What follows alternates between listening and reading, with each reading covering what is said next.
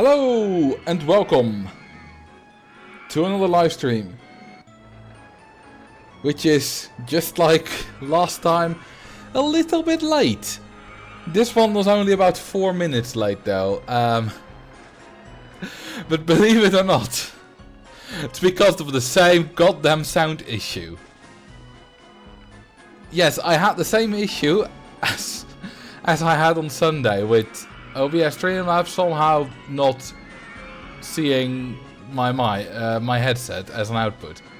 And I solved it! I found out why! In the few minutes that I was late.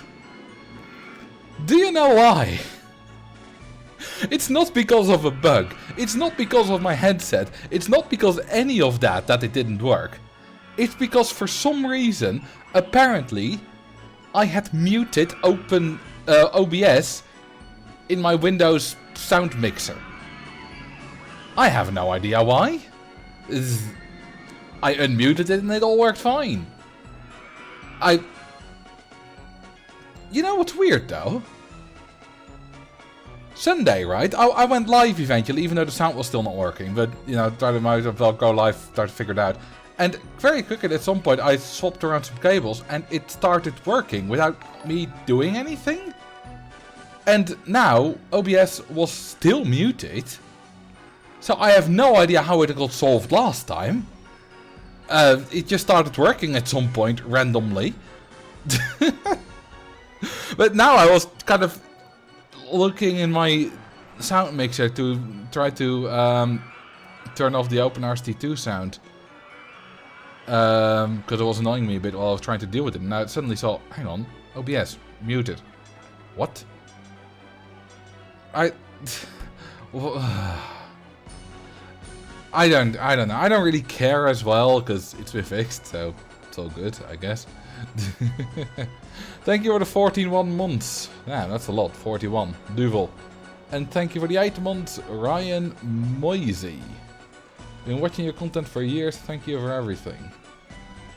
Well, thank you for the support, and same to you, Duvel. On this rainy Wednesday. It's been not that rainy here, it's been mostly dry. Huh. Alright, let's get in Good Night Park. I've been streaming quite a few of these loopy landscape scenarios because a lot of them I've barely ever played, or even not at all. I mean, I've speedrun them, but that doesn't count as playing them. So, this is Good Night Park. It is an RST1 park where you charge for the rides. You need 1200 guests at the end of year 3 and a park rating of at least 600.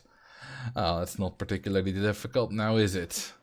You start with 2 very, very nice reverser coasters.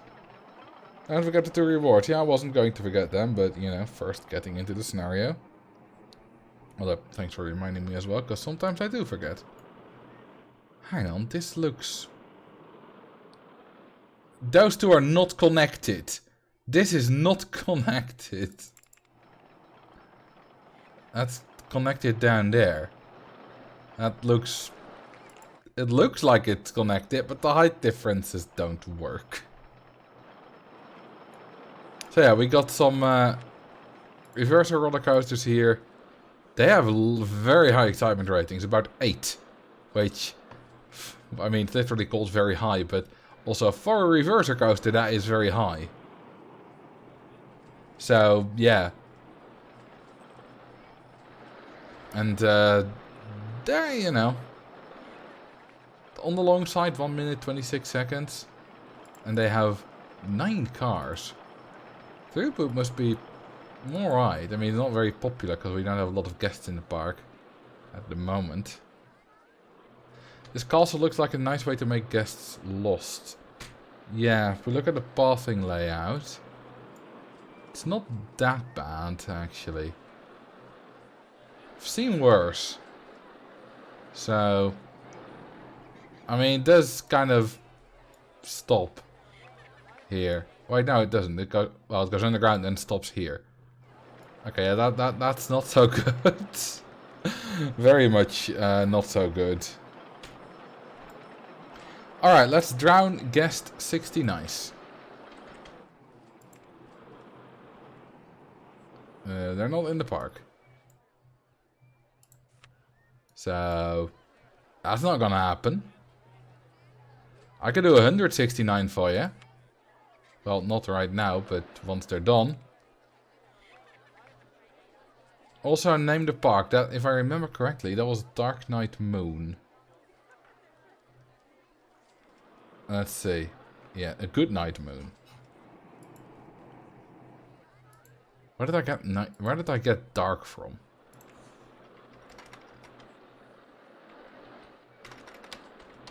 Good night. Moon. There we go. This guest is still enjoying the last little bits of his life before he passes away in the watery depths. I think Marcel got Dark Knight because he's a fan of Batman. No. I'm not a fan of Batman at all. I've never seen a single Batman movie or TV show episode or read anything about Batman. Or Superman. Or really any other superhero. I mean, I've seen The Incredibles and I've seen one Avengers movie, which was some kind of event. Other than that, I'm not into superheroes at all. Hey, thank you for this 33 months, Kangi. I guess you could kind of call Avatar, you know, the Avatar from Avatar, like Aang and Korra, superheroes. In which case, I'm very much into that. Alright. Let's first fix a little bit of this pathing. Well, no, that's very first. Cash machine! I want to make good money. Come on, we need a cash machine. Alright. We're gonna be fixing this path, baby.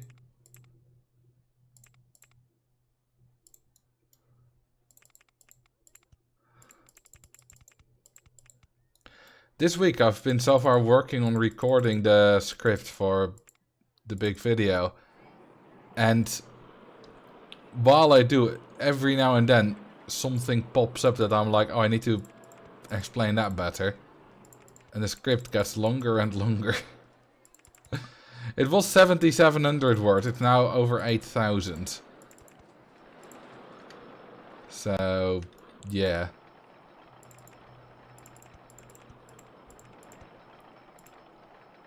Okay, that's one connection. Now, kind of also...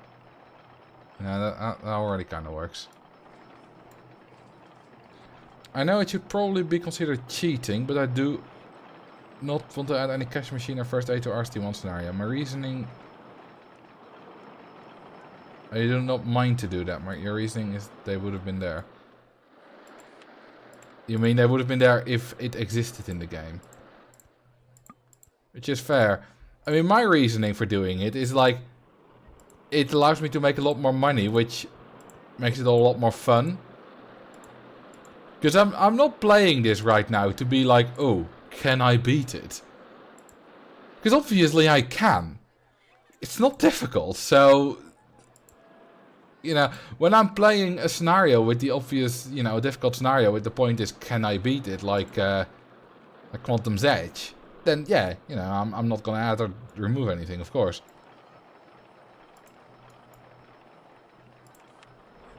But here it's very different. Ooh, the RST1 icon for the suspended monorail. Look at that.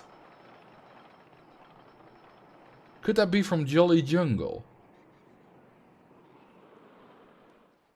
I mean, dead trees, though. I don't think Jolly Jungle has dead trees. So I think this would qualify as a custom one.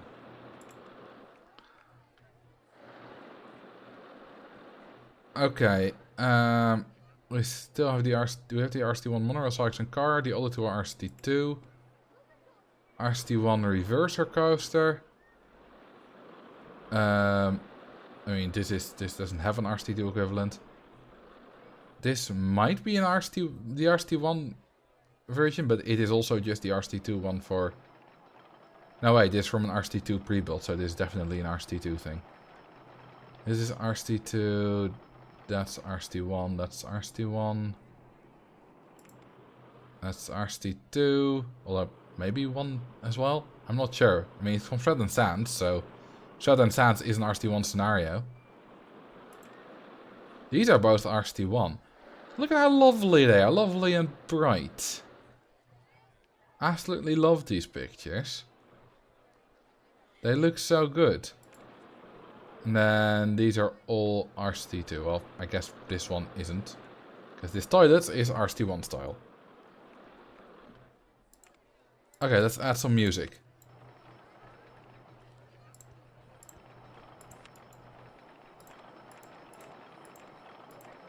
That was like one tiniest note of music.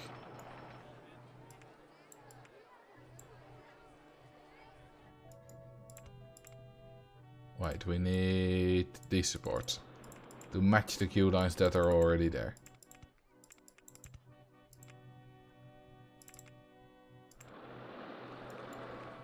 Alright, that's our first ride build. Oh, and of course, I am going to use the price manager.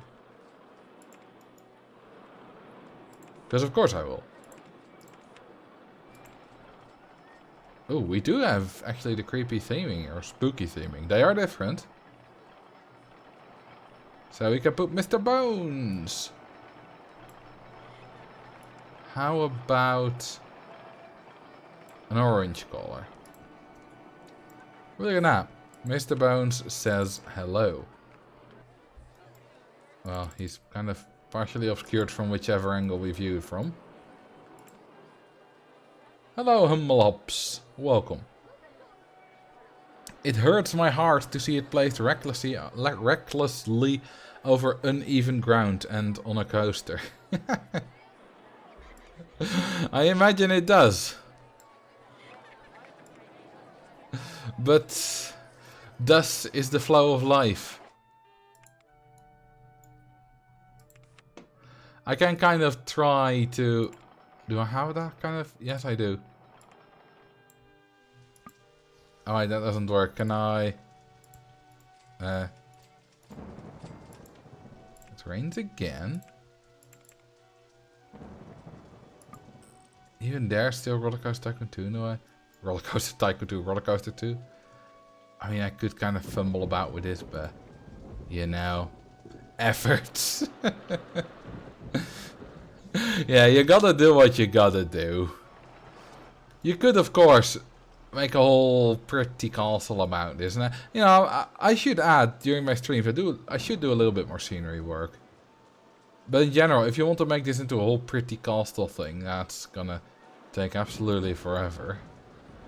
And maybe not entirely worth the time. Could have got, you know, the little simple things like this.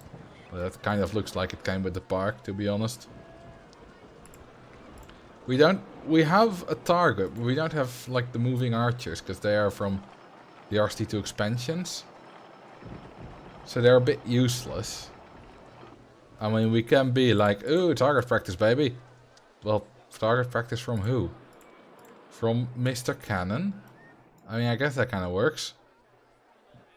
Mr. Cannon is doing some target practice. Let's hope he doesn't hit the house next to it. And the house, of course, has a secret flower bed under it.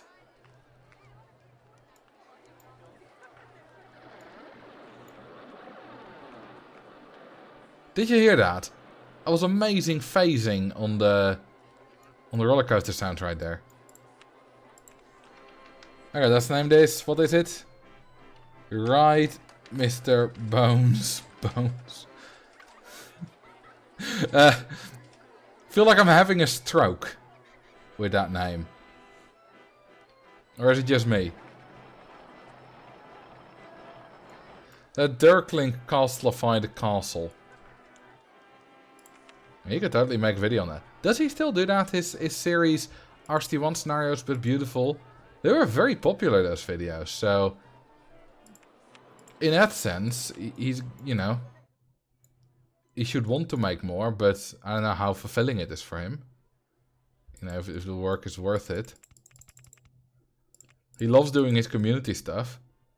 Okay, somewhere here is a park fence. And I don't know where. But if we visualize this. This is what we own. Might be a good idea to have this up. He sometimes does that. What's he up to now?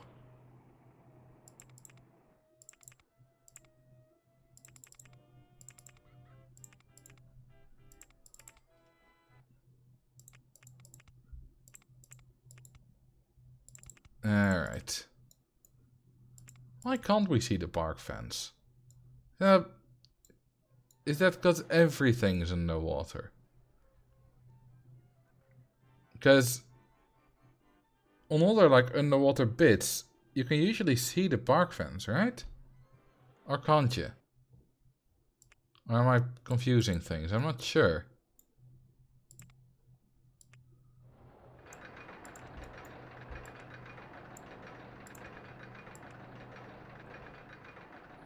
Last thing I know is his latest mega park. Yeah, he's doing that a lot, the mega park. You know, they're very beautiful.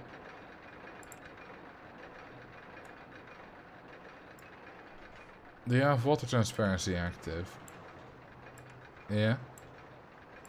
No, if I remember correctly, on like Paradise Pier, you also can't see any water or any park fence. And that's, I think, because the entire park is underwater. Or the entire park fence. That's at least my theory.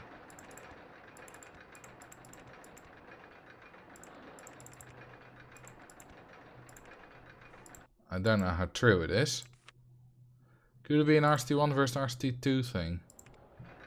I doubt that they would use different things for that in the different games. Like using accurate trains like we're doing here. That makes sense, but making something less convenient because that's was how it was in the past game. Now, we'll have a look in a minute. Paradise Pier only has construction rights. Oh, that's true. You're absolutely right about that. Are these also construction rights then? No, this is park ownage.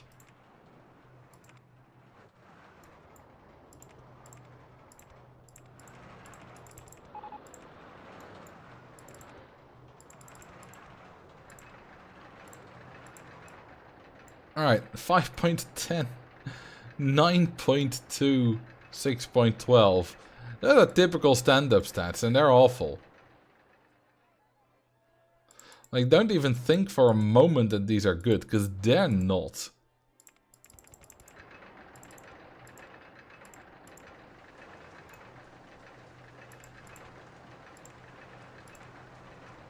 But they're good enough. Damn, you can charge 1640 for this. Now, what if you double the intensity? Well, then no one will ride it. I'm afraid.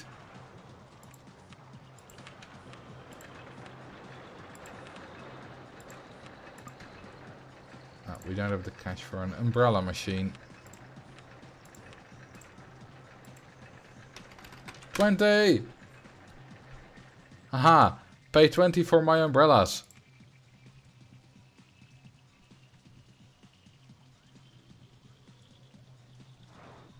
We're not buying umbrellas? Is it because it's already... No, it's still raining. It's gonna stop soon, but... Do these all... They have cash.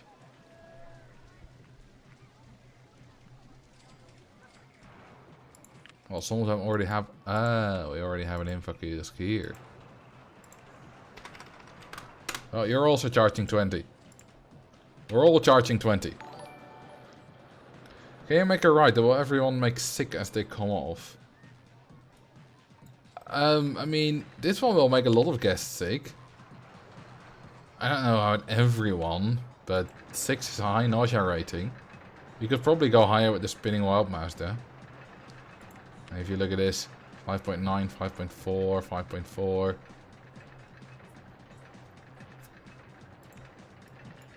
It's a little bit lower, but those are fairly small designs. So this thing is set to mow grass. Luckily there is no grass in this scenario. Only dirty grass. And not dirty as in It's disgusting, but dirty as in it's part dirt.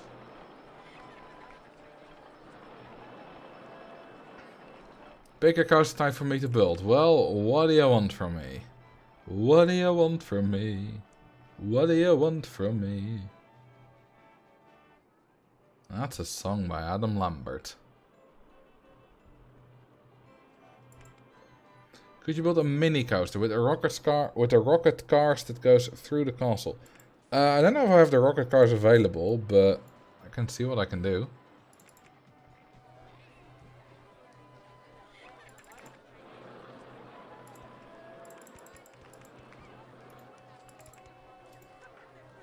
Let's see. We do.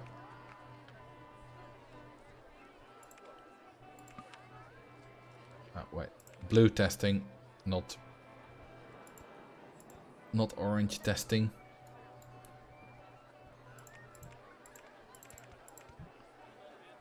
You know what's interesting? In Roller Coaster Tycoon 1, there exists a sprite for this. If I enable quickly, you know. Oh, it still doesn't go. But in Roller Coaster Tycoon 1, you can actually select chain lift on this track piece.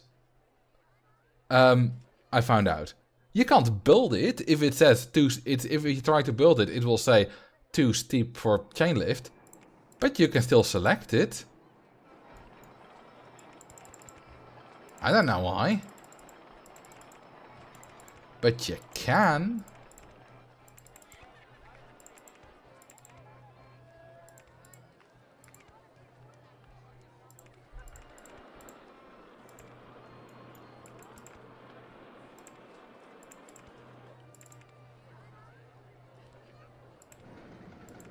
Okay, would it make this? Can we go over the thingy here? The reverser coaster, that's the word.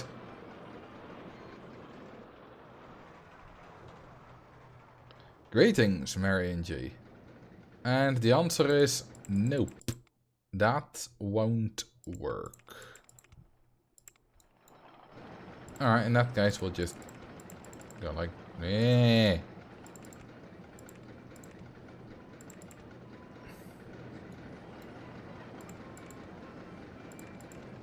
Well, this seems to work. Eh, crap. I'm kind of stuck here because I can't do this either.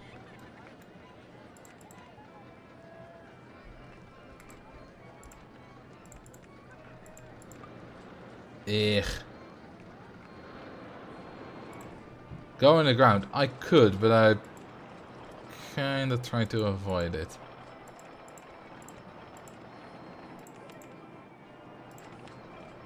But I think I will have to.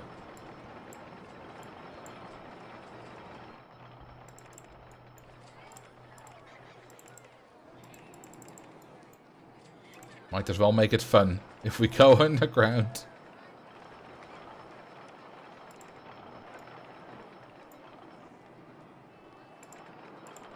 Just a massive drop.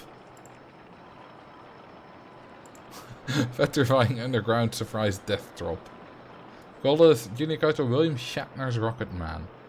I know nothing about William Shatner. There's only one place I have ever heard that man's name. And that's a Tom Scott YouTube video. That's where he talks about William Shatner's cover of The Common People.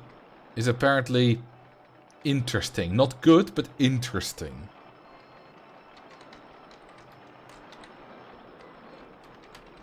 Rocket Man is an Elton John song, I know that, so I assume this is also one of those interesting covers.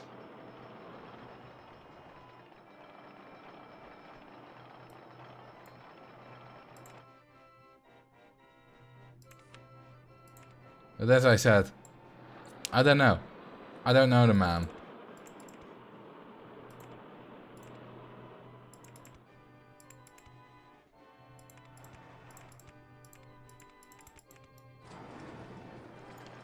Alright, I think we'll need another chain lift here.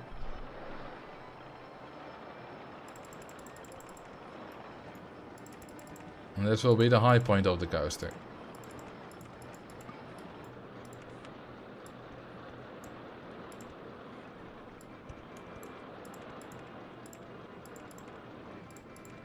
Now this is a proper mini coaster.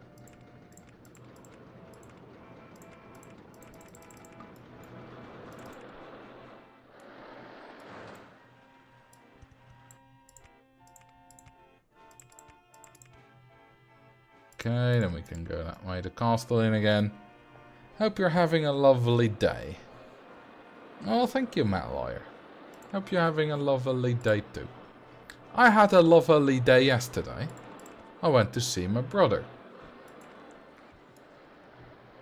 He lives in The Hague. And got there a little bit before 12. And we built the Natural History Museum together. From Lego. He bought that a while ago and was like, let's build it together, bro. I mean, we didn't finish it. We finished about half of it. Which took us, I think, like 5 hours.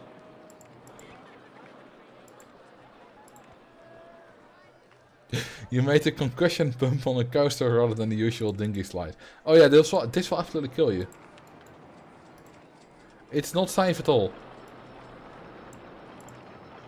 But it will be funny.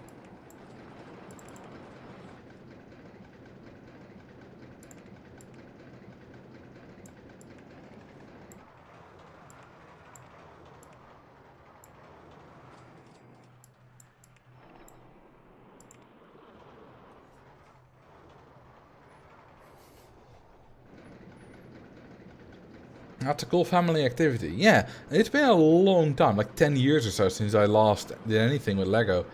And it was a lot of fun. You know, very relaxing. And it's a very intricate build. It's not like it's super easy or anything. It's not difficult really, but it's very intricate.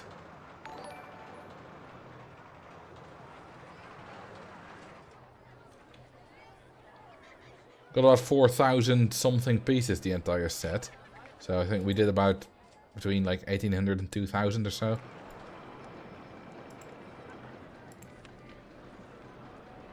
Oh, I had to ground guest 420. Missed that, my bad.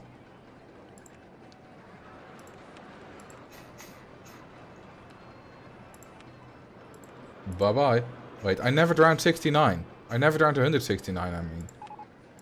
Well. Goodbye.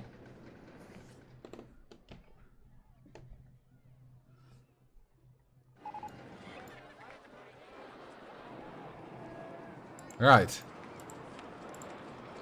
This thing. it has about as terrible of a stat ratio as the stand-up. Look at it.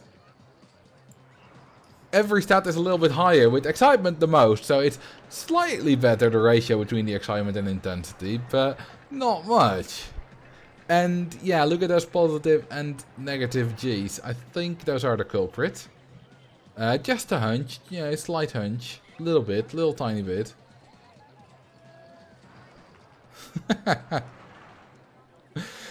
We do sell, you know, in the exit, we do have a shop that sells spare spines. So in case you break yours, you can buy a new one. I say in case, but it will happen.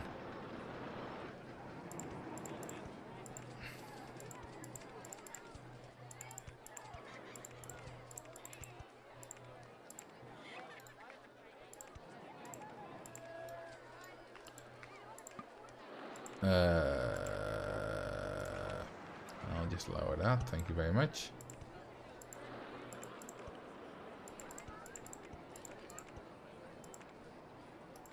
And open William Shatner's Rocket Man.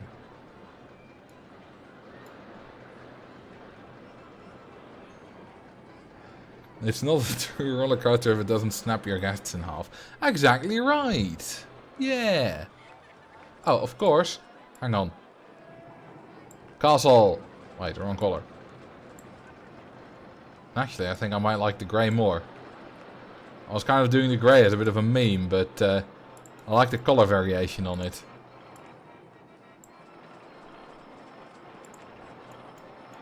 Makes it look a little bit more interesting, you know?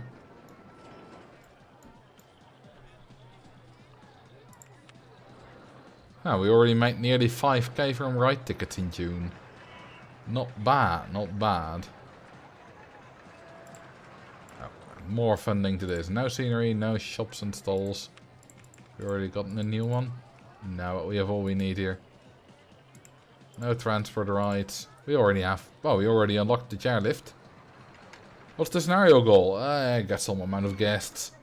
Like 1200 or so. Exactly 1200. Maybe.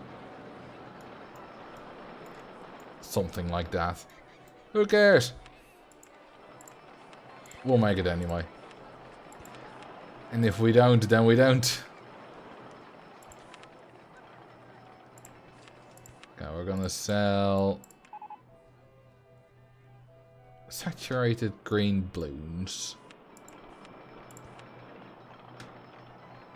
I think that one's connected to the path. Wait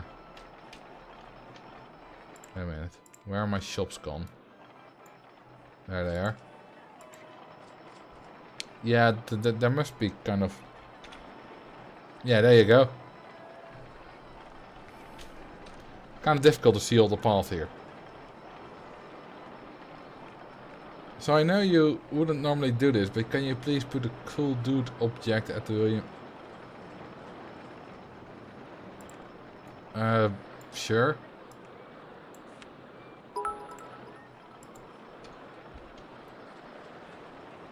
Some motivation. I mean, on one hand, I don't want to take money to do that kind of stuff. On the other hand, if you right now donate, say, if you put a bikini lady down, I'll give 10 bucks, and I do it, and you give me 10 bucks, then I'll do it. Oh, oops.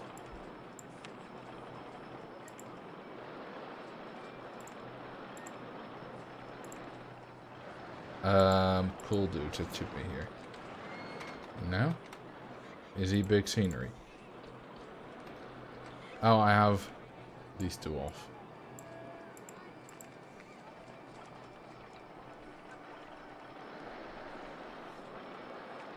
$2 to not put a cool dude next to the entrance. Okay, we're not gonna do that.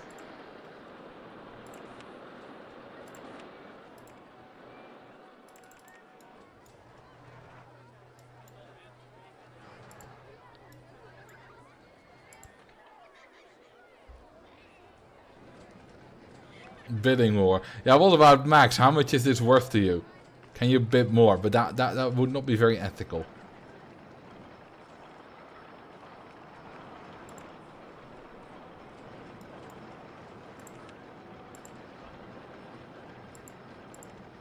I still have no idea who William Shatner actually is.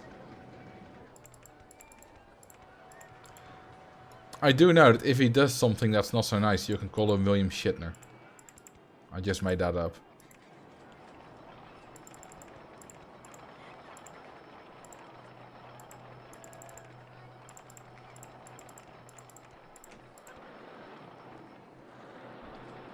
Captain Kirk from the Enterprise. The original Enterprise in the Star Trek in the original series. Ah.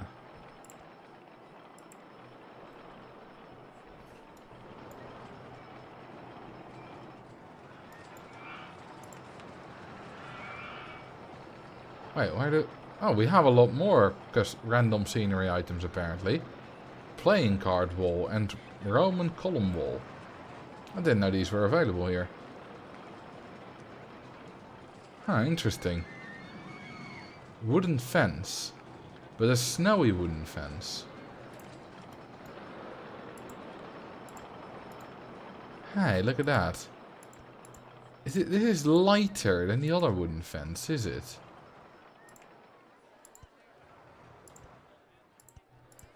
Wait a minute. Hang on. Hang on. Hang on. I need to test something.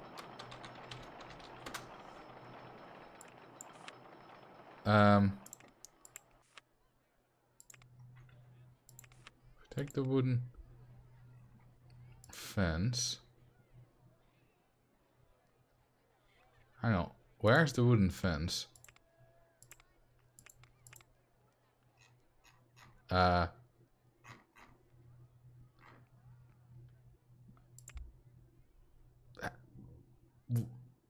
the wooden fence? Isn't that like a standard... Hang on. Object selection.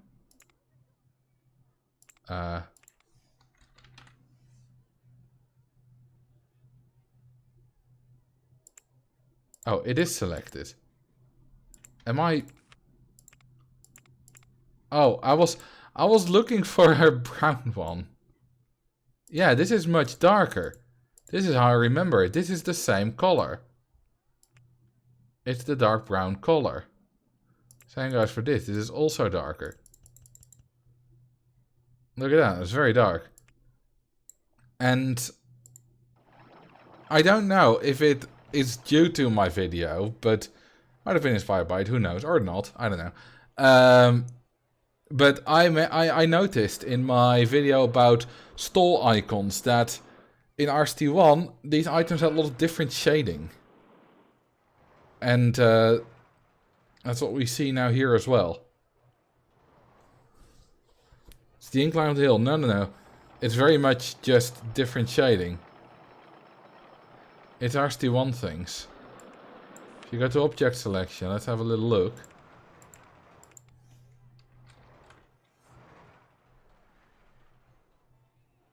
We have, you see there are 2 different versions available.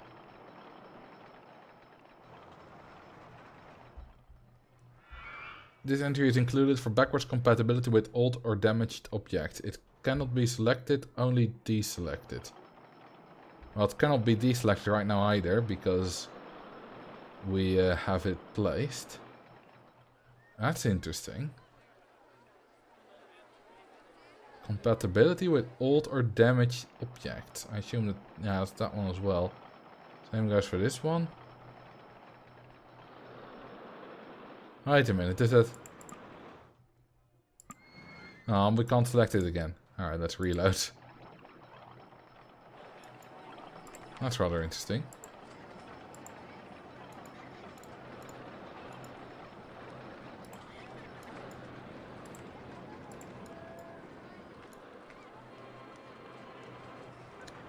I am RST1. Are you? You are the physical embodiment of RST1. Let's advertise, by the way. I want loads more guests. They don't like your stand-up coaster. Well, they do, but not all of them. Someone said that like a long time ago. And I'm just now only responding to it.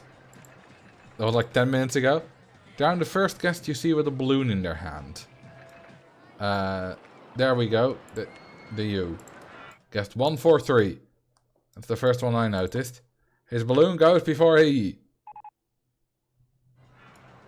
Reverse 6-seaters in RST2 parks have the compatibility thing, since there's a thing to reverse now anyway.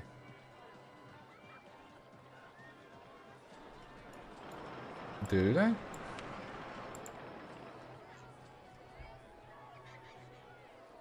What's this? Is this an RST1 icon?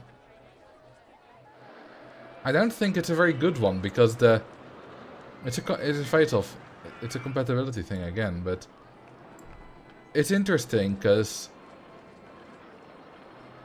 this yellow and blue tent kind of clashes with the yellow and blue from these icons, the trains. I think that's a bit of poor design.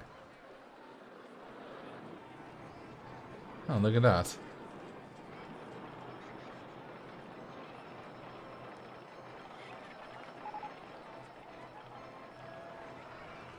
Do they use that for all...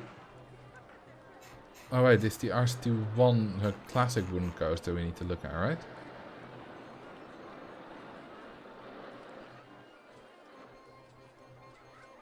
A reverse 6 seats in RST1 park, RST2 parks.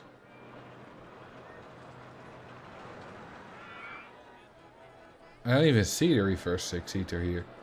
I assume it's because I don't have it selected. I disagree with that, by the way, because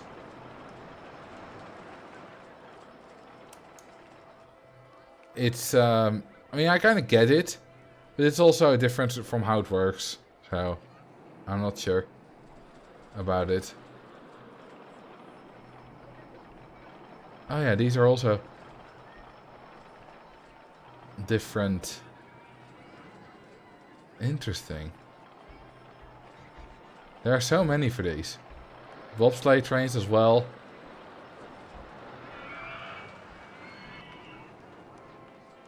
Huh. Hang on. If I quickly save and then deselect that, then I no longer have the bobsleigh. But what happens if we now select the bobsleigh trains? Do we get the RST1 icon? No, you only get it when loading scenarios from RCT1. So yeah, you can't get them selected in any way, shape or form possible. Which is rather interesting. As someone said, what does the back button do for? Reload object for when something's gone wrong with it, I guess. I'm not sure. Never used it. I've seen it before, but I've never used it. Yeah, this thing is actually making decent money now. 800 guests an hour is not that much, but with the price of 1680, that works quite well.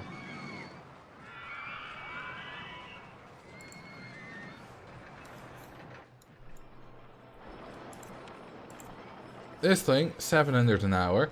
It's mostly just that we don't have a lot of guests in the park. That's changing as I engaged the advertisements.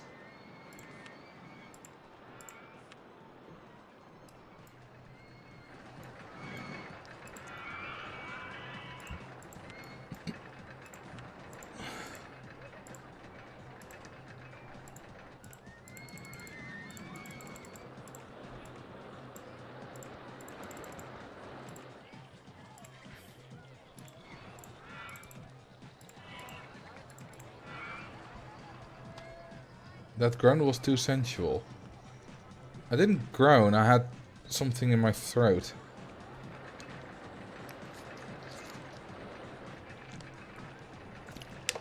Noises happen, okay?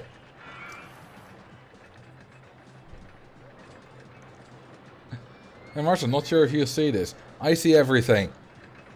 But thank you so much for your YouTube content, you're amazing. Well, thank you, Chester. Or I guess, that Chester guy. You're not Chester, you're that Chester guy. But yeah, unless there are like a billion messages an hour, usually a streamer sees every or nearly every message. Oh, we got a wooden wild mouse. Once again, the RST1 icon.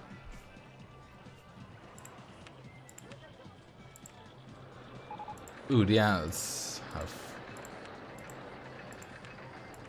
gone out.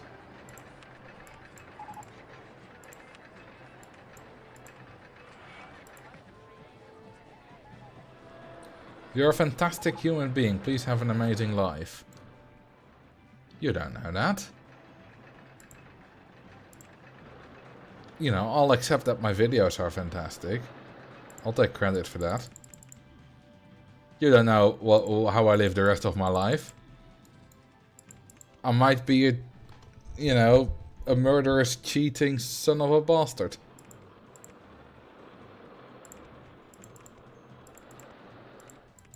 You have no way of knowing that.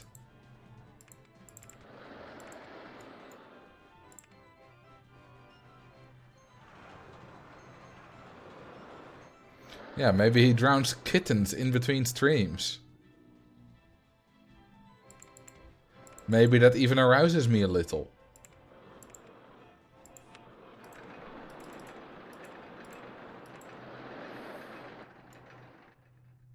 Oh my god. You brought up the kittens. Not me. Even if you're a murderer, cheating, whatever, you're amazing personality on video. You have to inspire me to be a better personality in my life. Oh, that's good to hear. You know, if there's anything if I like to inspire people in my videos, I don't really make videos on like my personal life or anything. I mean, I'll sometimes mention things, especially in streams, but I don't really make videos on how to live a life. But if there's anything I want to inspire, it's just be curious, be nerdy, that kind of stuff.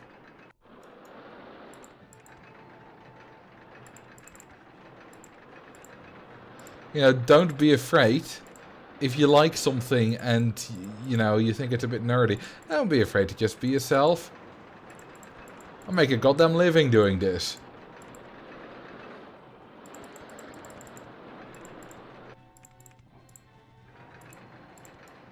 And that's all because I was nerdy and I did Roller Coaster Tycoon. Played it, found a community. Drown a guest for me. I'll do better than that. I'll name it after you and then drown you.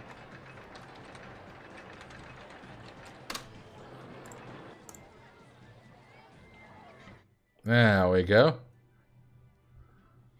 Goodbye.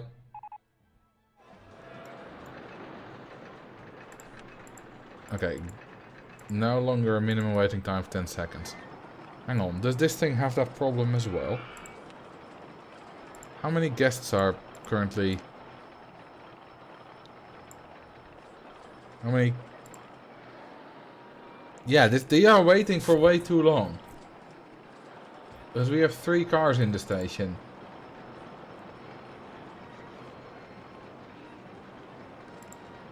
Or is it a block section thing? No. It should leave quicker now, right? I mean, it is synchronized, so... I'm going to have to disable them both.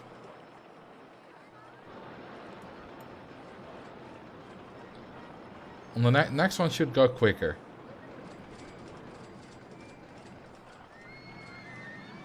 Come on. There we go. There we go. That works.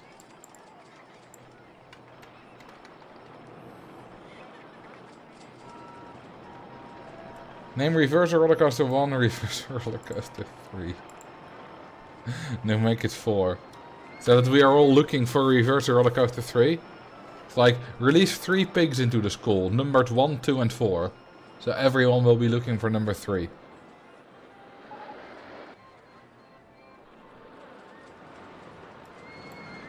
Drink some water. Good idea. What's with Andy? Is that from that?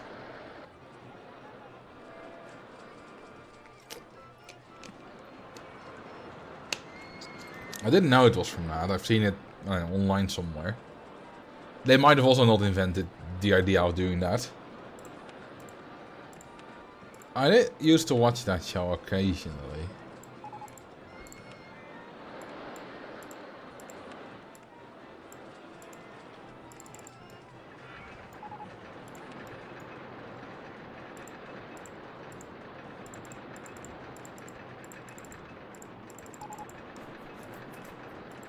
There are a lot of cartoon shows, of course, from that time that I've watched occasionally.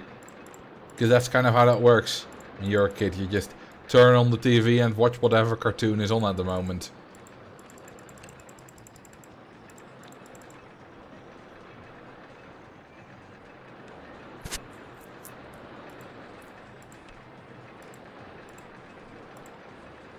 Ooh, 2040. I think we're gonna need a cash machine here.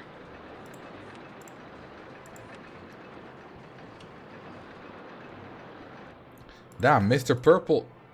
I don't think he used it. No. It looked like it was using the cash machine, but it was actually looking on his map.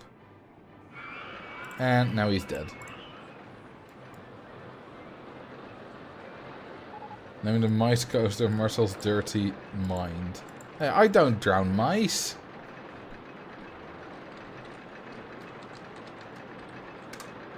I do kind of have a bigger point with that now, and I've brought that up before. Like, and the point is basically, you know, I appreciate all your support, and I will take all your support for my videos, for my content. But you don't know me. I mean that in a very normal, matter-of-fact way. Like, my life isn't perfect. I'm not perfect. So, you know, don't say I'm a perfect human being, because I'm not, and you shouldn't think I am.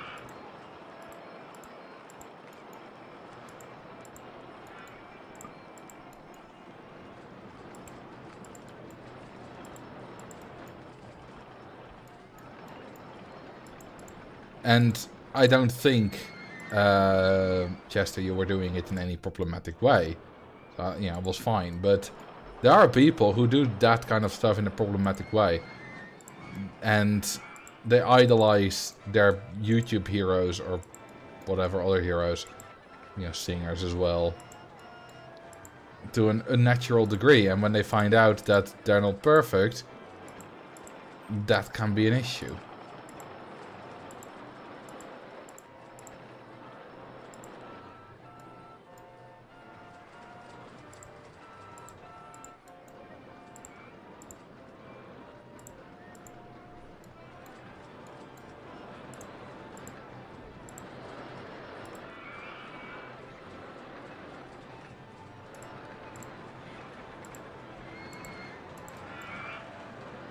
You know, for example, you know, when you hear that some YouTuber, I don't know, punched the guy, and you're like, oh, he would never, I never expected this from him. Well, you didn't know him.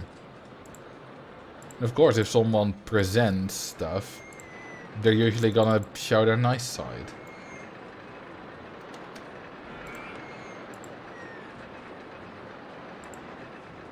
How's your longest video ever going? It's getting recorded. It's taking a little bit longer than I expected. Which is partially because... Well, I mean, partly because yesterday I was away from home all day, but also because every now and then, you know, while I record it, I'm like, oh, I'm not explaining this particularly well, so something else needs to be added, and sometimes that's quick, but sometimes that also means I need to do like an extra test or something like that, which of course takes time.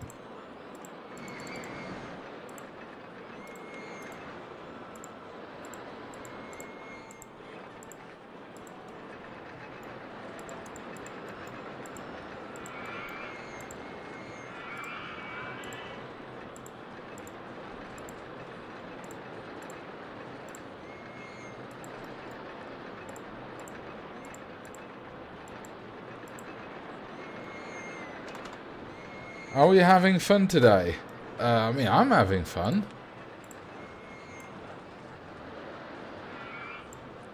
Not much more than usual, but the usual kind of fun on these streams is decently high.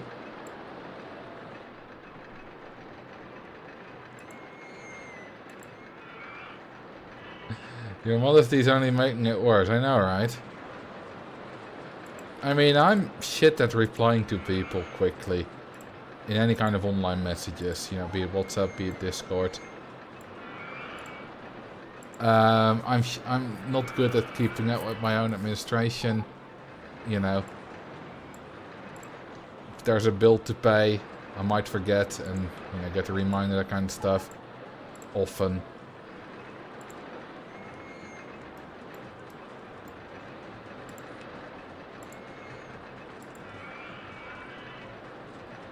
That kind of stuff I'm not good at.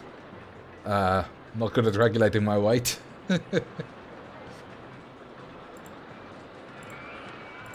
probably some people in here that can relate to that.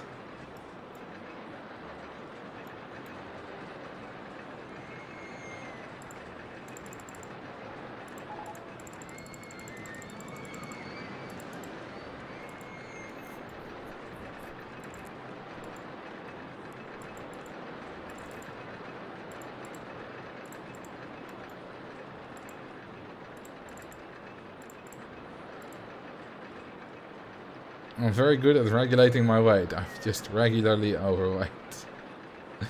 Nice. I can regulate it upwards. Now I've been keeping steady for over a year now, so that's good. Lost a little bit as well, but not much.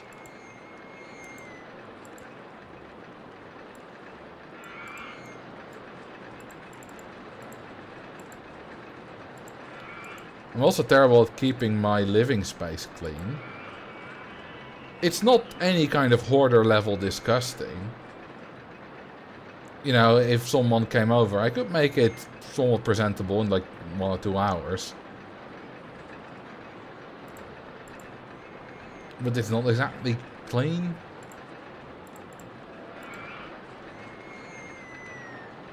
I would like to have it cleaner. It's just a thing I have a lot of trouble with.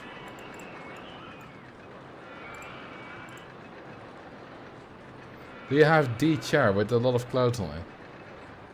Currently there's a sleeping bag on top of all the clothes. That's a sleeping bag I use for recording. It functions as sound dampening. Not right now, I don't use it for live streaming. Because I don't like having the big thing on the left of me to dampen all the sound, but it's fine for recording, it's not nice for live streaming. So on the live streams there's already a little bit worse sound quality than on the videos. What level of filth are we talking about? I mean, a lot of dust in, like, places. Like, the places I walk a lot are clean. But, you know, near the walls and stuff, a lot of dust. Usually a lot of dirty dishes. Not right now, because I did the washing up today. A few hours ago. How often do you vacuum? Yeah, not often enough. Usually, the big pile, the big bits of dust, I do with a little, what do you call it in English? Stoffer en bleek? If there's any big accumulation of dust anywhere. And then I vacuum, but, yeah, once every few weeks.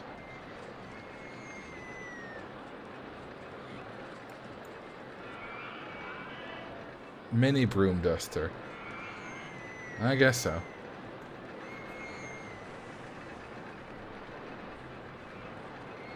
But, you know, it's reasonably clean. For example, I have, like, you know, a table with my setup on it. And it's 1 meter 60 wide. And I think about 1 meter 10-ish is used for my setup. And then the other, like, 70 centimeters is all just empty where I can put stuff. And that's clean. It's not like there's a whole accumulation of food wrappers and stuff or anything there. I don't have any dirty mugs on my desk. Or dirty plates. I mean, sometimes I have one. You know, a little breakfast plate, and I'll keep it here for lunch.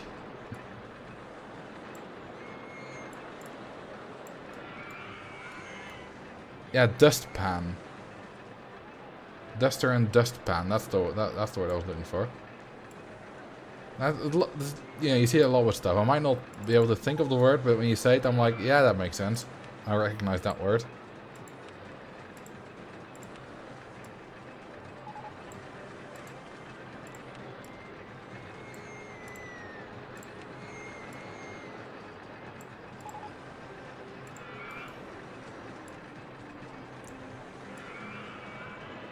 So yeah, I'm a very imperfect human being, but at the same time, I am able to put so much into Rollercoaster Tycoon into my videos that there are some amazing results. Ooh, we got the launched freefall and the rotor drop.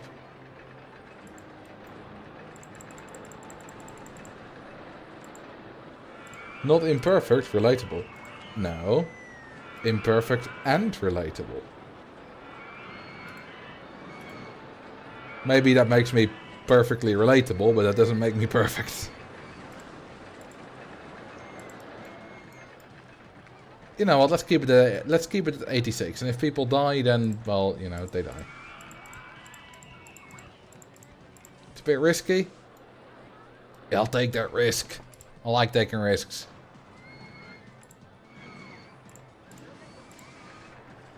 $18 for a launched freefall, baby. Now that's what I call a ripoff. Are there ever times where you get kind of bored of RCT and need a break? Not since I started streaming 3.5 years ago. I mean, I need a break from making videos, which is why I take breaks sometimes. That's just needing a break from work. That's not because I'm bored with the game. But seriously, even, you know, kind of very straight, I will not call this boring, but very straightforward live streams like this, they give me so much inspiration. Not direct inspiration, but they keep the game fresh for me, you know? Because the problem was, you know, summer of 2020 basically, is I had stopped playing the game entirely. And that made me not really enjoy making videos. Then I started streaming and I started playing the game again. It took a few months, but I really started to enjoy it again.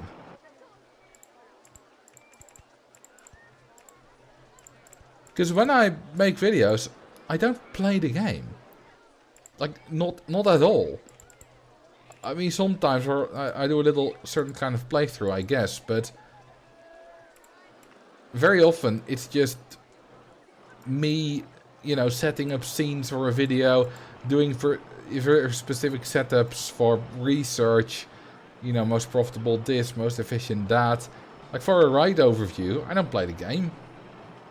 I'll look at the coaster, what are the pros, you know, what are the cons, the pros and the cons, and you know, how does it stack up, and you know, I might build 3 coaster types next to each other, same design, and see how the prices stack up to other coaster types, and you know, how expensive it is, that kind of stuff. Well, that's not playing the game. At least not in any kind of normal way.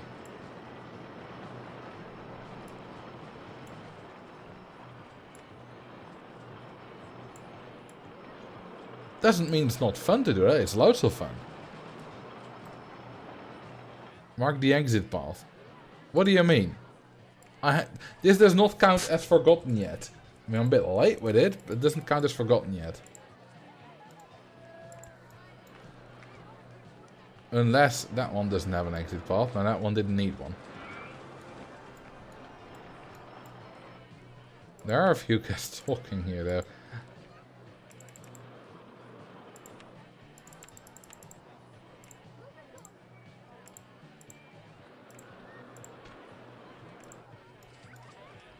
$24.80 for a rotor drop. That's ridiculous. Maybe people bring the interest. Feel the same with my work. Boring as hell, but people are interesting.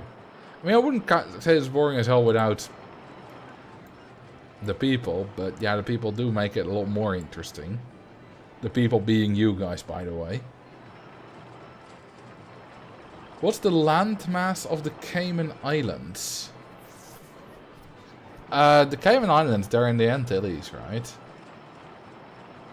So that... Is that a separate plate? The Antilles plate? Caribbean plate. Are they on the Caribbean plate? Cayman Islands. They belong to the US? Maybe UK? I'm not entirely sure, to be honest.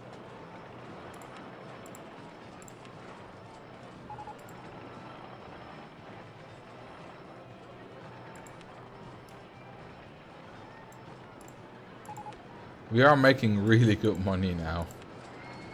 We have 31k in the bank. It's ridiculous. Drown guest 66. Okay, UK.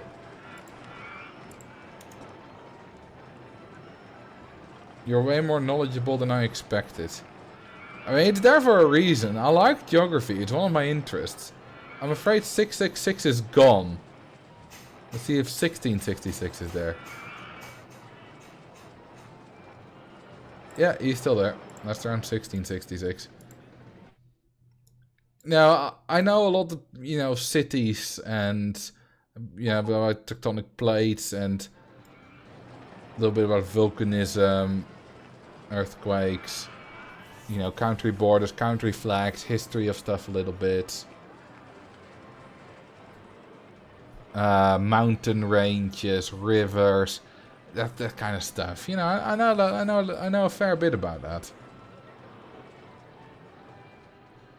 And that kind of started in 2019, when I started doing a lot of those jetpunk quizzes. You know, the ones like 20 longest rivers in the world, or 10 biggest cities in China, or you know those kind of quizzes. Okay, we have lots of money. Let's spend it on a lot of coaster. How long is the Nile?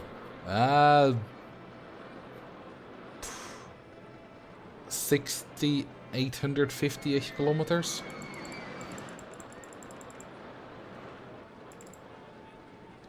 I believe it was 6,000 something kilometers, not miles.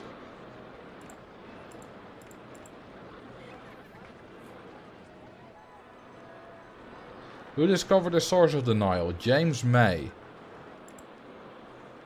Oh, figure coaster type for me to build. What do you want? Dueling coaster, but one is a normal fun coaster and the other is just a simple minimal flat loop on the ground. Well, I can do that here.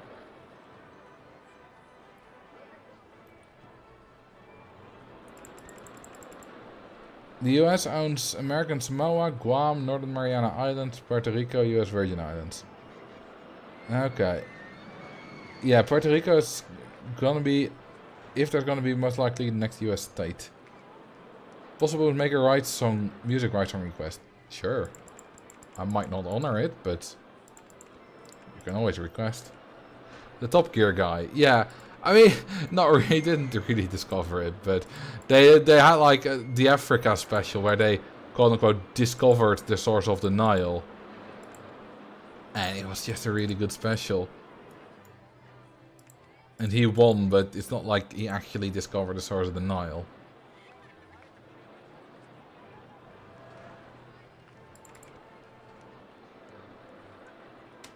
Let's have a Google. How close did I get with 6,850 kilometers?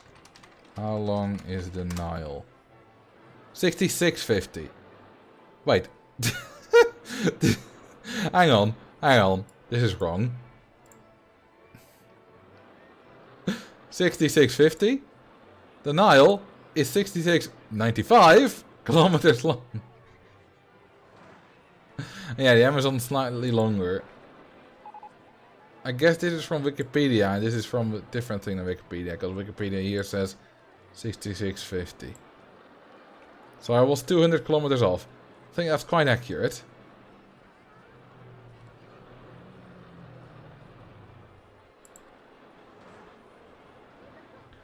I think it's seen as a possible source, and he did discover it. Hang on, really? I thought that was all basically a kind of meme. Hang on, source... I'll just go Nile Wikipedia. Source. There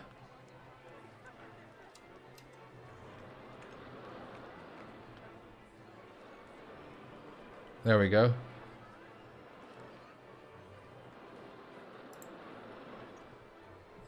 The source of the Blue Nile is Lake Tana in the Gish Bay region.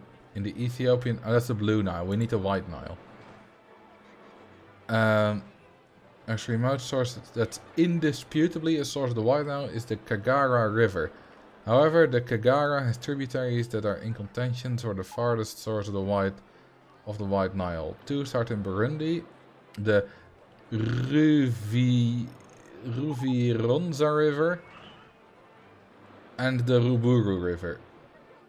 In 2010, an exploration party in Rwanda went to a place described as the source of the Rukarara tributary, and by hacking a path up a steep jungle-choked mountain slopes in the Nyungwe forests, found in the dry season an appreciable incoming surface flow for many kilometers upstream. That is not Top Gear. That's very much not Top Gear. At first it was like 2010. I think they were in Rwanda. So I thought it might be Top Gear. And then it was like hacking path of a steep jungle to... Hang on. We'll just do Did Top Gear really find the source of the Nile? Okay, what is a good... Let's just go to Reddit. Ask Science. That's usually reliable, right?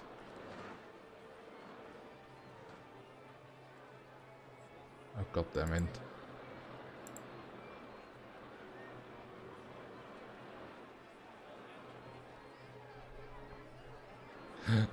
The Top Gear team redefined the phrase source of the River Nile by first redefining Nile to include the Mediterranean Sea. Why does it not want to load?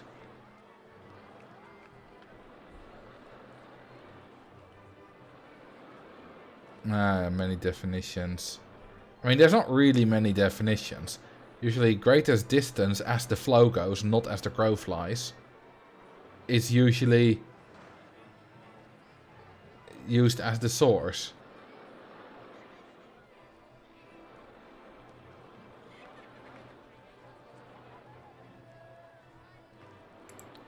So no, they didn't really discover a source.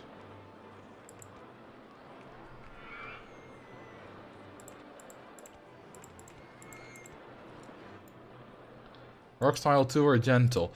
I mean, gentle you hear plenty when you listen to my videos. Rock style 2 is nice.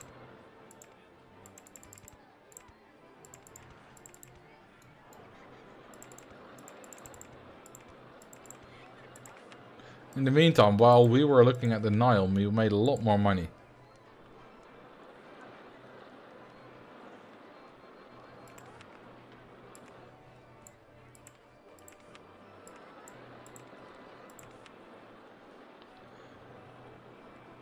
So Top Gear discovered a Russian submarine. Cool.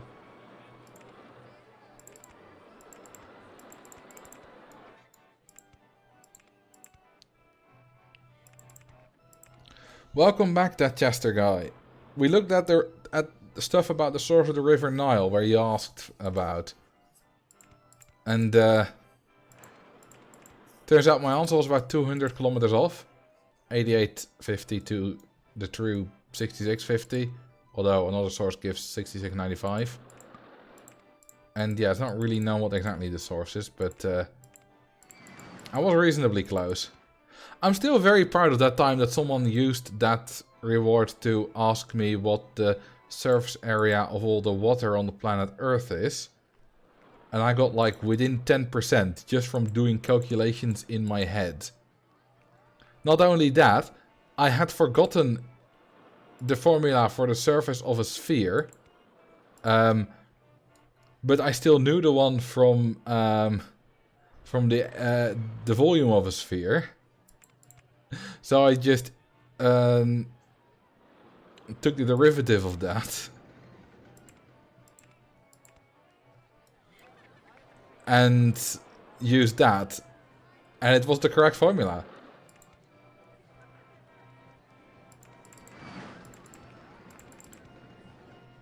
This is not a big enough coaster. I want a way bigger.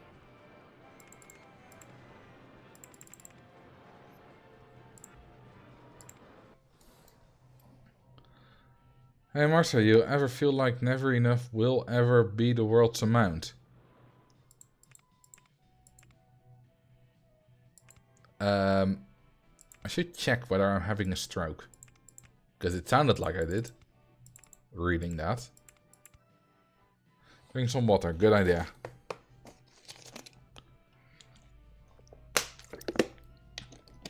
I appreciate it. In this stream I can learn neat things about one of my favorite older games, as well as nature and geography. Well, that's the thing, right? It's not necessarily geography that sets me apart, but I mean that's kind of what sets me apart a little bit. But it's what I mean is, in these kinds of stream, you can just play the game and talk about the game, but eventually it gets a bit boring. So as a streamer, it's very useful if you have something else to bring to the table to talk about. Something in your life that you do that people can relate to. Now, I do a lot with speed skating, and I could talk about the numbers, you know, the stats I make and the numbers I do for ages. And sometimes I do on stream, but not very often, because not a lot of you are into that. But geography is a lot more relatable to the everyday person. So if you have something like that as a streamer, it's a lot easier to have something relatable to talk about while you're doing something in the game that doesn't require 100% of your attention, like building a coaster.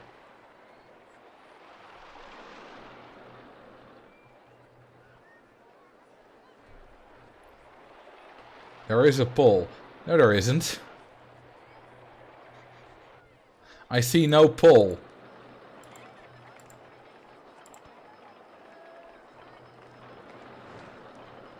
I don't even know what the derivative is. It's a math thing.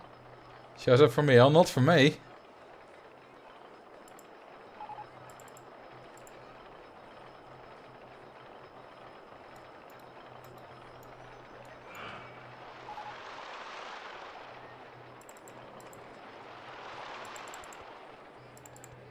I see no pole. Also, maybe there are polls in the chat. Anyone from Poland here in the chat?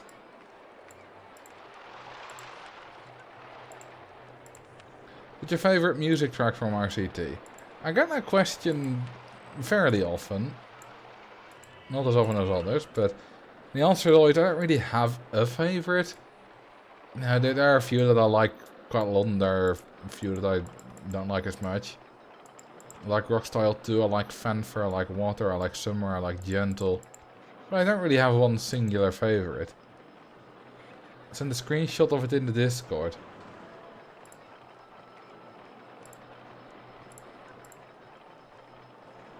When you think hard, do you put 4 fingers to your temple and... What? I mean, I can't see it. Hang on, if I reload, do I see it? Yes, I do.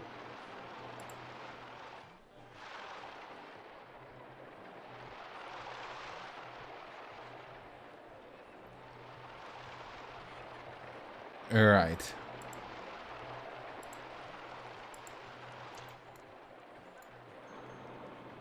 I'm not in the Discord, if only there was some convenient link. There should be a link somewhere, right? Below the stream. I'm pretty sure, like, years ago I set up a link there.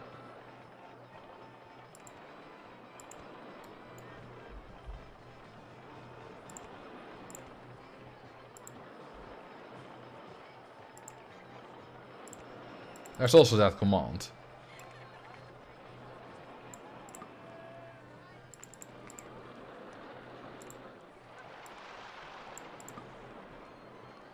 Hang on, what exactly... Oh, it's the land that's in the way.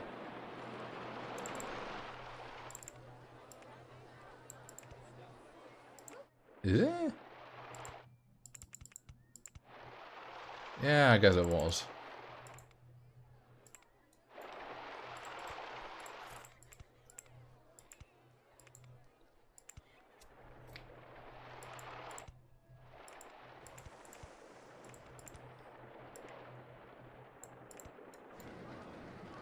And an on the right photo section to finish the ride.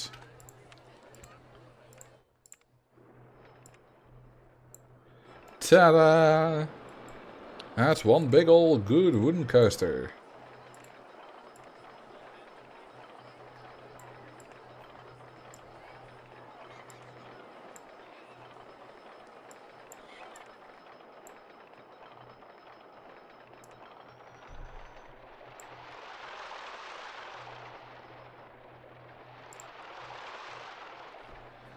Going over 80 kilometers an hour. That's neat.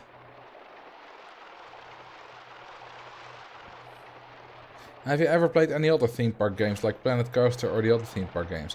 Now, that's the question I might get the most often out of all. I've played some. I've played Planet Coaster. I have not played... I've not played Theme Parkitect or... No, I've played Parkitect. I've not played like the old ones, like anything before RCT.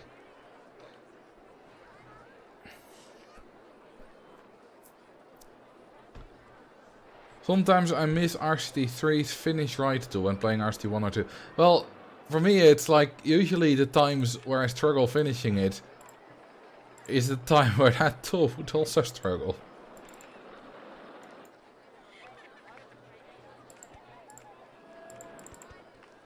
Because that tool sure as hell wasn't particularly great. As soon as it was a little bit more tricky, it struggled quite a lot.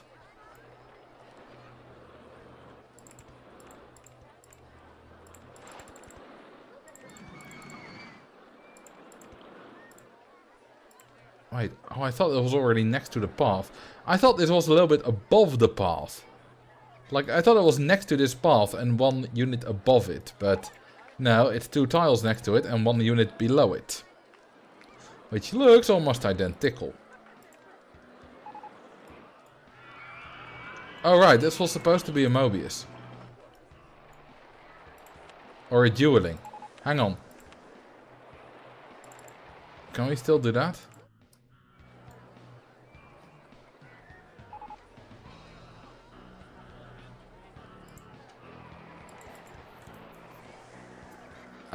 There's not really the space for it, is there?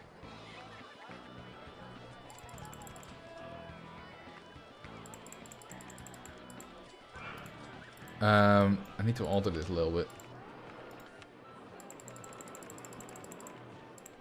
I need to go below the track there.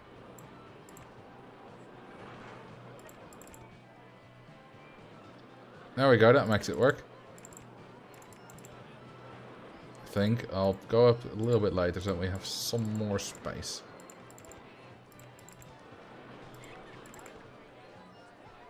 I'll do it.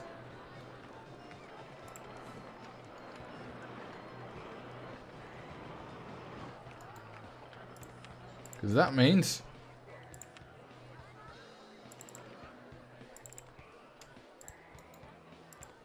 we can now do this.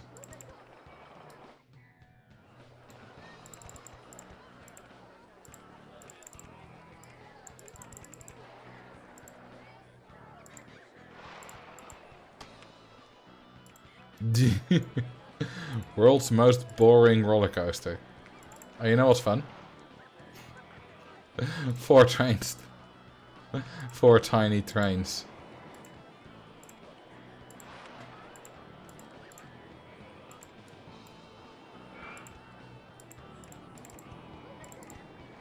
And we have just enough space to get out of there with the path.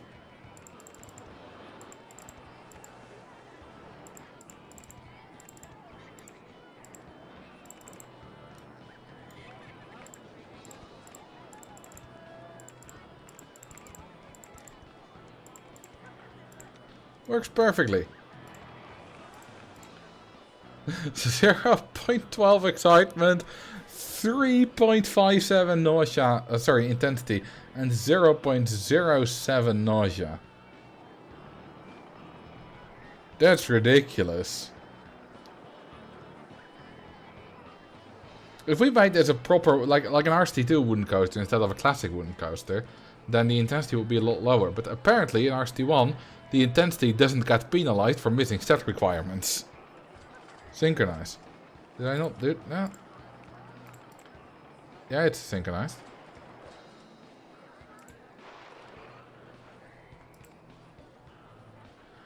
Wooden Coaster 1, like the big fat bastard, has 8.85 excitement, which is quite good. And we can charge 22.40 for it, baby. I think we might need a cash machine in these regions. Because things be expensive, yo.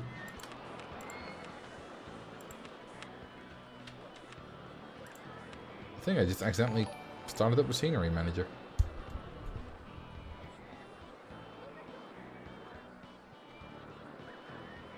Oh, the name and ride of your choice. Wooden Coaster 1 too big fat bastard. Yeah, alright. It is a good name. And we'll have maroon balloons. Big fat bastard. That should be the name of a song. No, not fast bastard. There probably is a song somewhere called Big Fat Bastard.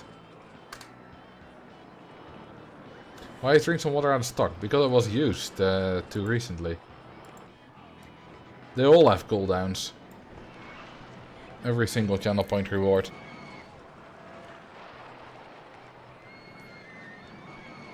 I think you should drown everyone who has less than 10 of whatever currency you're using. If I choose the right currency, you can't have less than 10. Well, unless you have 0, I guess. We'll use... oh, this language. Arabic?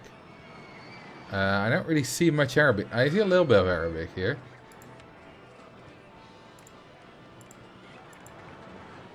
Some of it is Arabic.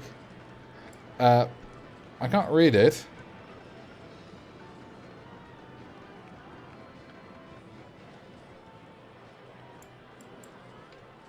I mean, yeah, I don't read Arabic. The Chinese is a lot better. I can't read it. Oh yeah, this I can read. Just try playing the game. Why does this one still show up?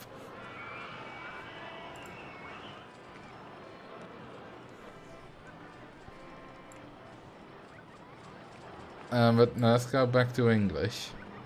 For the Dutch people, Nederlands. Plezierwaarde. Intensiteitswaarde. Misselijkheidswaarde. Or one of the most fun ones.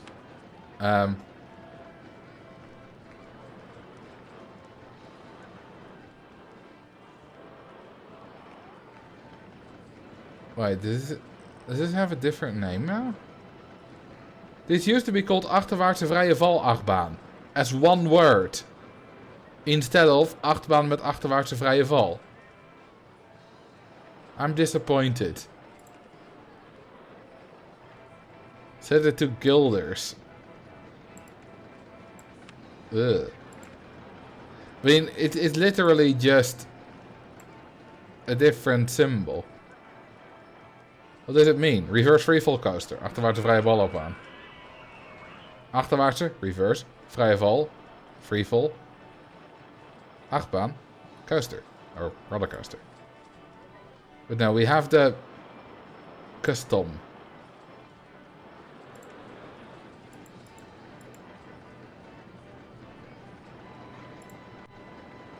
I prefer English UK. We currently have 348,000 VOS.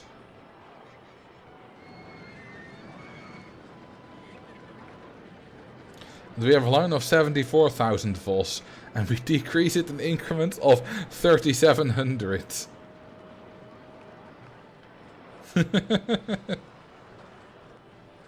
Yeah, RST still has pre-Euro currencies. I mean, it was released in 2002. That's right around when the Euro transition happened.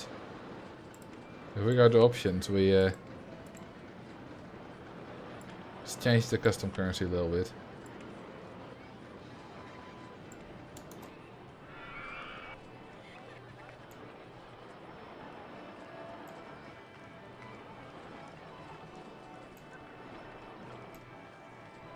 Ooh, 666.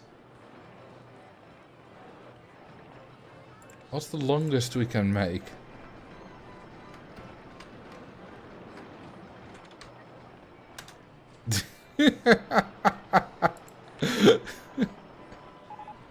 This is just entirely unreasonable, and unusable.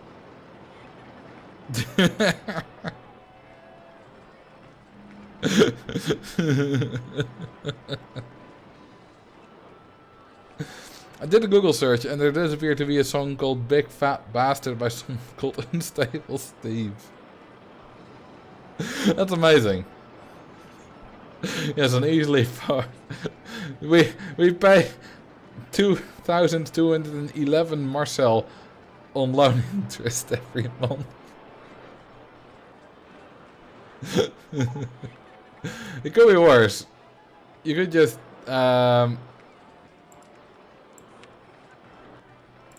make it like as long as you possibly can by using the biggest letter. If we do 8 W's.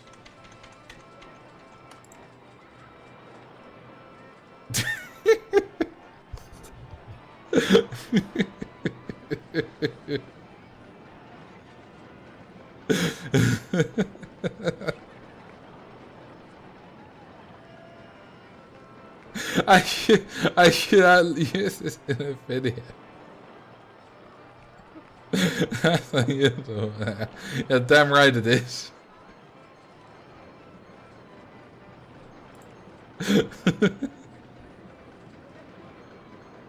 It's only showing 7 actually.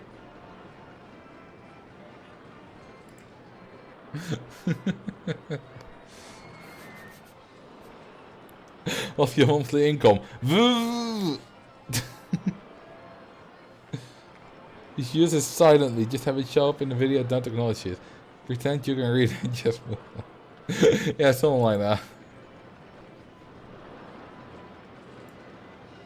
It renders outside of the text renders outside of the thing. And it only shows up 7. Can you put ASCII art in there? I don't know.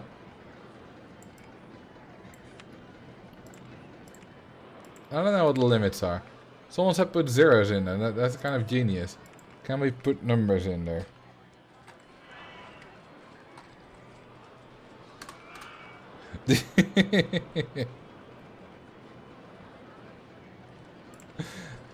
What if we do?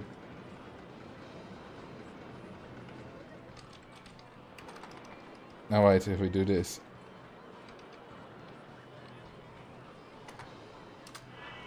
Look at that. Now it looks like we have a lot.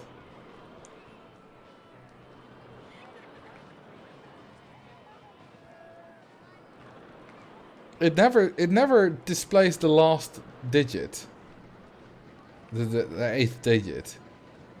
Which I guess is a bug.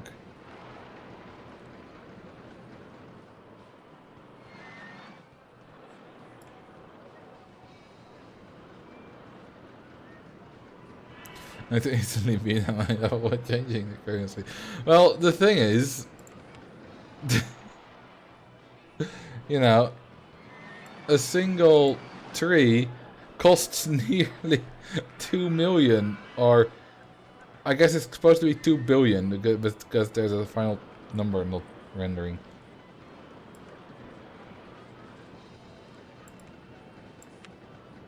Okay, let's go back to normal currency.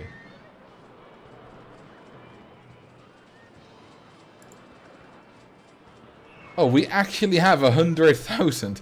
I had no idea. Whoops. That we were that rich. Yeah, I think I did forget an exit path. This one properly counts.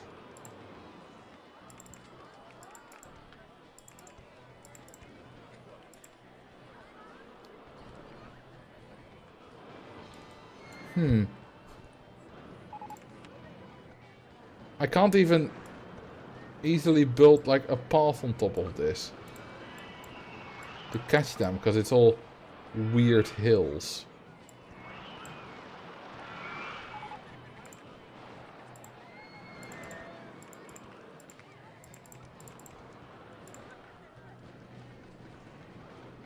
Got quite a few of them there.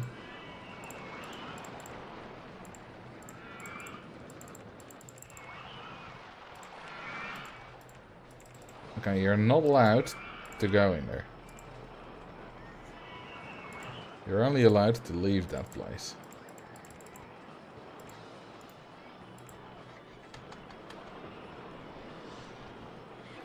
Those guys about to kill your park rating by being lost. Yeah, and that's why I'm going to drown them instead. Much more economical.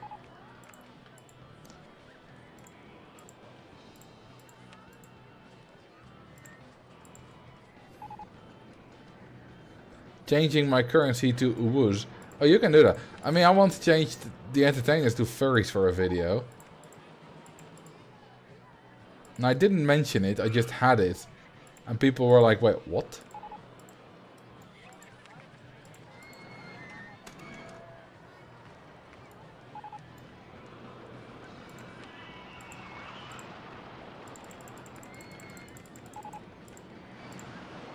Okay, my park rating has just dropped a little bit. I have a feeling that might be related to a few guests drowning.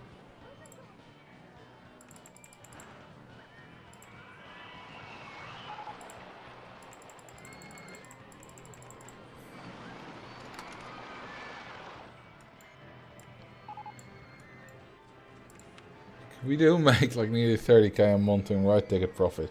Which, let me remind you, is ridiculous. It's a lot. Look at this, how fast we make our money. It's insane. It's absolutely insane. Like a few months of doing nothing in terms of spending and you suddenly go up fast. Weekly profit, nice upward trend as well. You know what? I want to spend some of that. There we go. And save. So, no longer a good weekly profit. There's still one lost on the bottom left. He can stay there. I'm lost. No shit, Sherlock. I think there might also be some below the coaster, perhaps. Yeah, one of them. He might eventually find a way back. Who knows? Drown him in the water. Drown that lost guest. Good night. Have fun dying, bitch.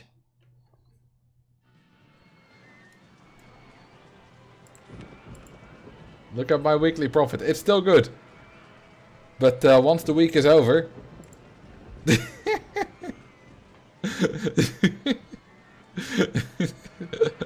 This is not a graph that any business wants to see.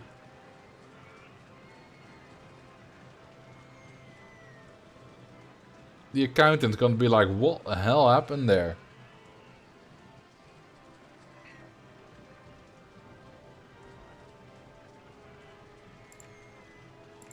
And in the meantime, I'm just gonna keep advertising. Because we need money, baby. The big fat bastard should be highly profitable. And it is, with 65k an hour. Thanks for being entertaining, while I try. What's more harmful to your park rating in the short term? Lost guests or guests dying? In the very short term, guests dying, but that goes away after like a month. Lost guests stay around.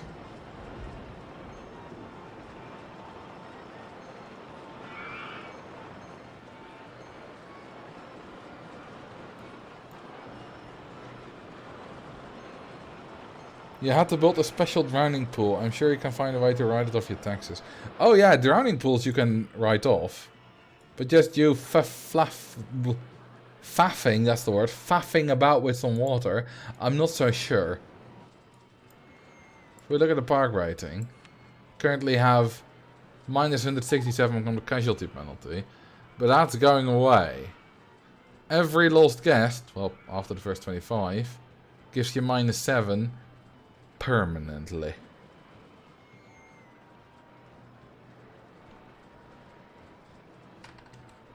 So that's not very useful.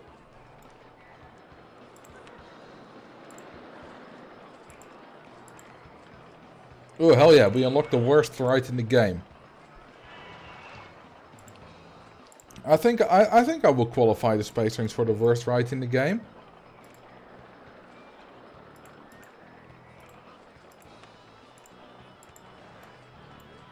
Like, what good is there about it? No one wants to pay anything for it. It's got a terrible throughput. It's just bad.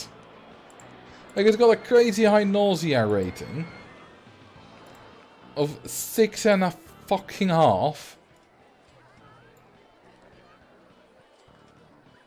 It's ridiculous. I mean, I like it. I like the Space Rings as a ride. It looks nice. It's just nice. But it's terrible. It's absolutely terrible. It's god awful. It's been useful for the dense parks because it's very low. Like there's barely any height to it, which means as a flat ride you can build it up higher than most other flat rides, since the top of it is low and they all have the same support limit. So it's been useful for that when you get kind of high up in your dense parks. So yeah, I kind of like it, but in terms of functionality, it's goddamn useless.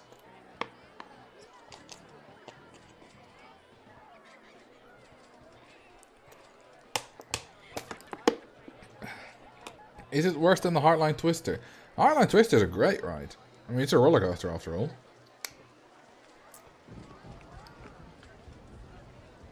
What I wonder about this patrons is why Chris Sawyer made it able to customize to have less than 4 rings.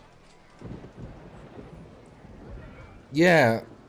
It only makes it worse.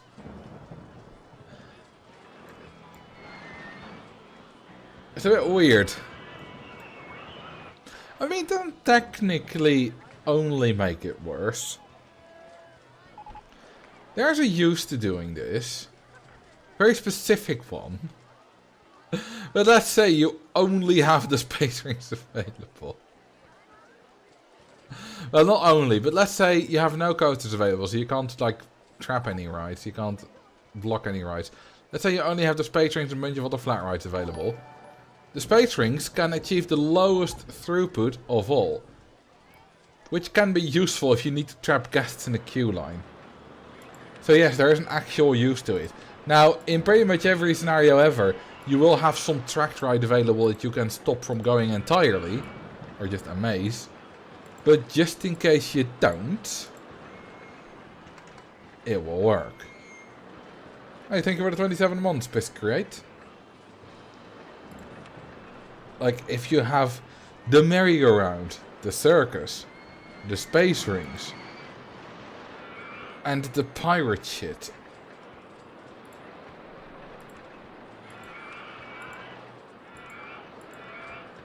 Actually, all of those you can make wait for 255 seconds.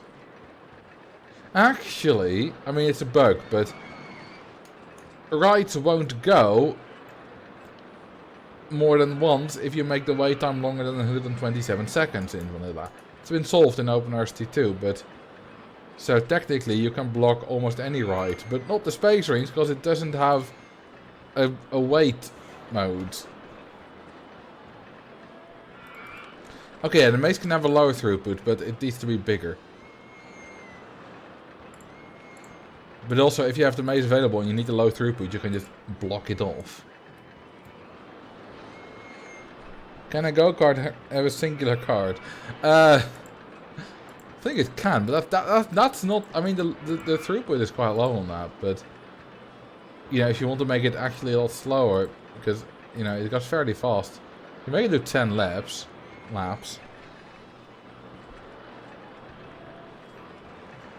Yeah, we need an uwu language. You know, so instead of a space rings, this becomes a space wings.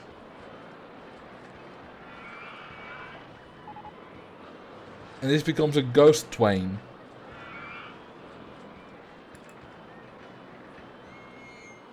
The classic wooden roller coaster. Oh, the wooden roller coaster.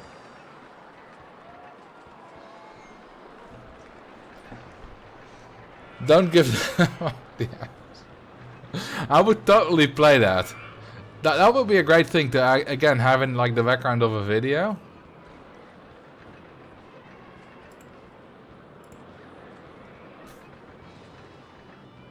Oh, someone wanted to name the park. Let's have a little look at that.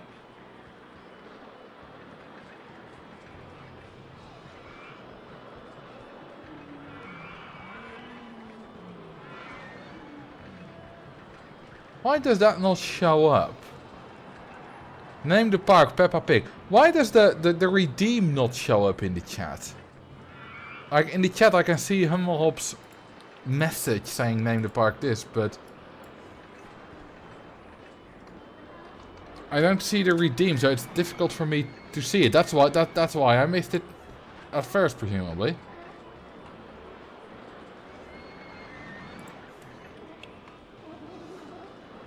Lou whooping coaster. Ooh woo. Senpai. You know, to apply for my speed skating job as commentator, I linked my Twitch channel. Imagine them skipping to a random point in one of my recent streams on Twitch and hearing me go, ooh woo, senpai.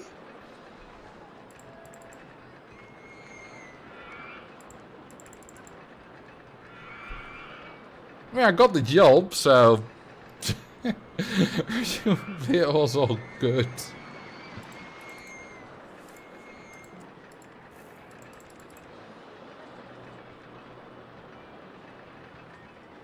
And there we go, wound. Ooh, ooh. What's better to do? A beautiful recreation of Spa Francos Champs? What the hell is that? Or a tiny circuit with no more than 8 turns if building go-karts.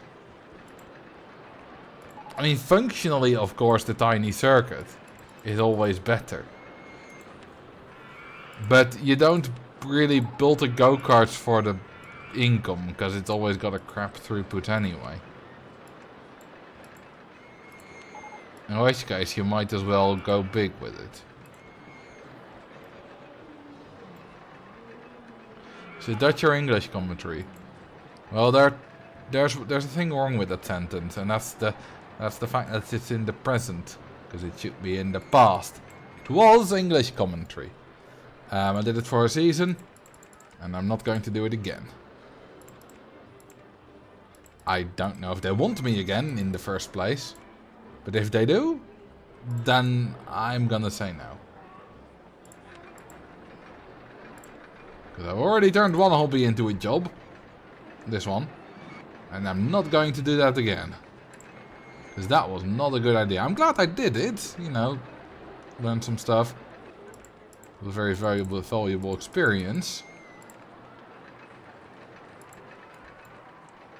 But I'm not going to do that again.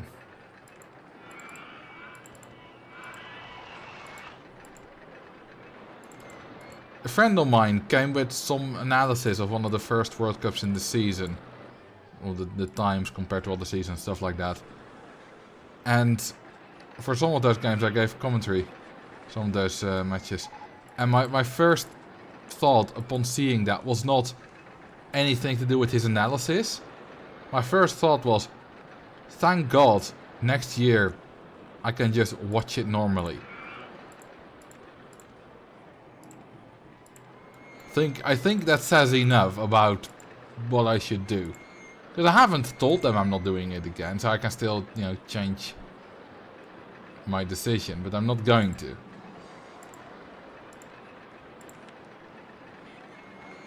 I'll tell them no if they ask.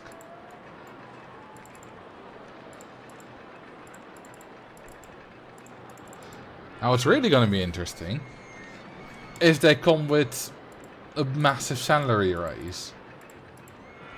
If they say, if you come back for another year, we'll pay you double. I mean, it's not gonna happen, but let's say they would. What would my reaction be? I don't know.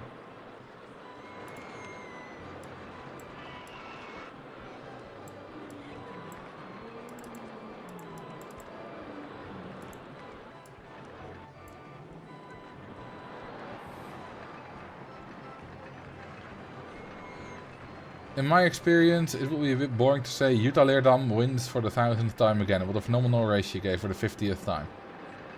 On one hand, it would be.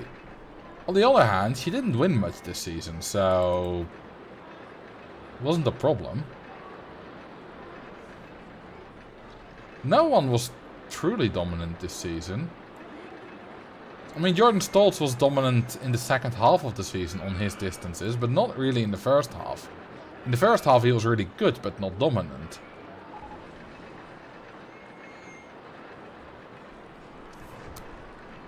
She didn't.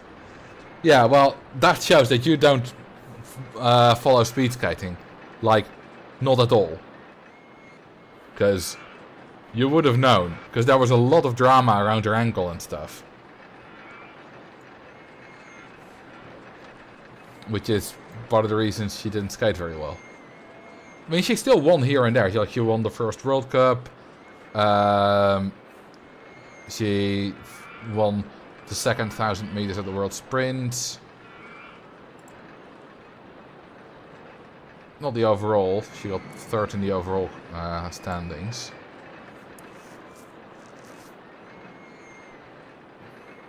Let's build a mini helicopters.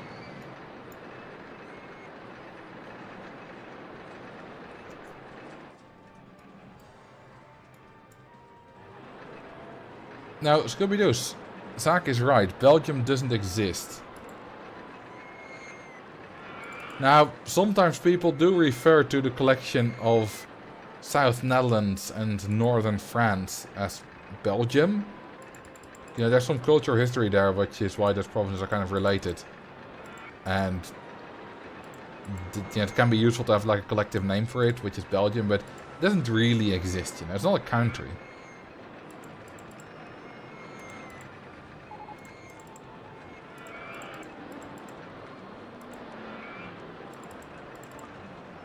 You know what the scary thing is? When I just, spouted out all that nonsense, it sounded like I was just telling another one of my geography facts. And, now I don't lie about those, but would you know if I did? Of course, Belgium is a bit too obvious, but there are less obvious things I could make up stuff about.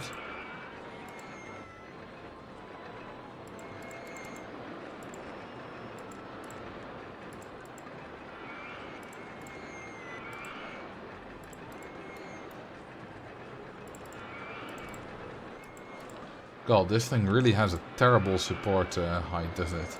Support limit.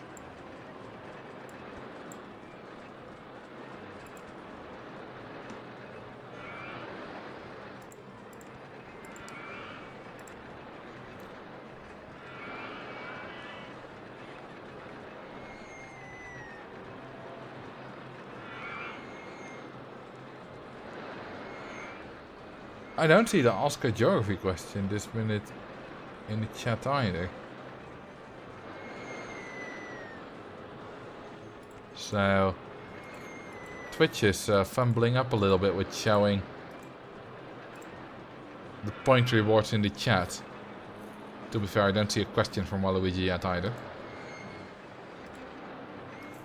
So maybe it'll come once the question comes. Nope, it won't. What's the most unlikely country in the world that once delivered a speed skating winner on a long distance? It's not necessarily a geography question, but I still like it. On a long distance. I mean, recently I guess Sweden. But like 30, 40 years ago, Sweden did have a lot of good skaters, so... Yeah, Tommy Gustafsson at the 1988 games won both the 5k and the 10k. And recently that's been replicated in 2022 by Niels van der Poel. But that's not ever.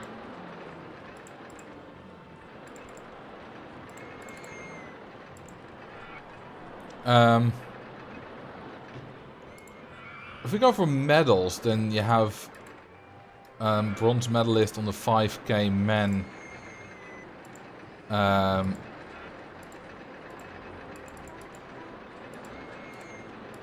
New Zealand in 2017 with Peter Michael. I mean, I guess you have Czechia. Czechia, Czech Republic, has barely any history with speed skating. I mean, it has kind of a long history of participating, but not of winning. And not of participating a lot, you know, every now and then there'll be a Czech, but there won't be a lot. But we have Martina Sablikova, and the reason I didn't really think of her is because she doesn't feel extraordinary. It doesn't feel special that Czechia wins, because she has won the 10k, the 5k on the World Championships 10 times. And also 2 times Olympic champion on the 5k. Along with 1-time Olympic champion on the 3k and like 4, 5 times world champion on the 3K. So, I mean, it's kind of special that Czech wins. But then again, if you go to medals on the world single distances for long distances, then like 25% have gone to Czechia. But that's only one skater. That's only Martina Sablikova.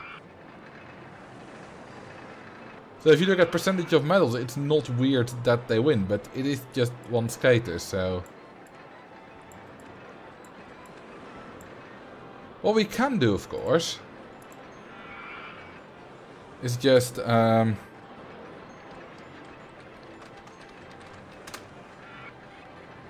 a little look. We need both men and women. So, this is the 500 meters on the World Single Distance Championships. It only exists since 1996. So we go to the winners, lots of Japan, Canada, Japan, Korea, Russia, and now Jordan Stolz for America. Those are all not special. Now I'm already thinking of the first weird one, which we'll see in the 1000 meters. Which is 2013, Denis Kuzin. A Kazakh skater. Not only is Kazakhstan not a very big speed skating nation, but also, like, Kuzin was not good. Somehow, a lot of people disappointed, and somehow Kuzin won in a very slow time. So I'm not sure what happened there in 2013. Did you name the park Peppa Pig? Yes, I did. Oh, name a ride of your choice. What do we have there? Can I find that? Oh, name the coaster. Dueling Big Fat Bastard, Small Skinny Bastard. Why does Twitch no longer show that in chat? It makes a lot more... Like, a lot harder to find that stuff. Small skinny bastard. There you go. Alright, let's get back to this. This is the 1500 meters. That's on the edge of long distance, kind of the middle distance. Runes Tordal was a big surprise, but Norway is not necessarily a big surprise. So yeah, no surprises here. This is a lot of the Netherlands, the 5K, which is a proper long distance. Again, yeah, Sverre Lunde Pedersen was a surprise, but Norway winning something in speed skating is not necessarily a surprise. You know, right before this, in 1994, they had Johan Olaf Kols, who at the Olympics won the 1500, the 5K and the 10K. Yeah, here you have Nils van der Poel, the Swedish guy, who's a bit... you know, Sweden hasn't had a winner for a long time. Yeah, Belgium, I guess, with Bart Swings. It's not. I mean, the mass start is kind of a long distance. It's 16 laps of like 360 meters. But it's not like a classic distance where you just skate a distance and you have a time. The mass start, well, everyone starts at the same time, and just whoever goes across the finish line, the first wins. Time doesn't matter. You also have the team pursuit. New Zealand second, 2017. Somehow, still don't know why. But let's look at the women's as well. So I got Austria. This is a sprint, not long distance, so it doesn't count for the question. But Austria with Vanessa Herzog. That's kind of special. No one expected her to win either. Now Kodaira, who won in 2017 and 2020, was the massive favourite. She got second place.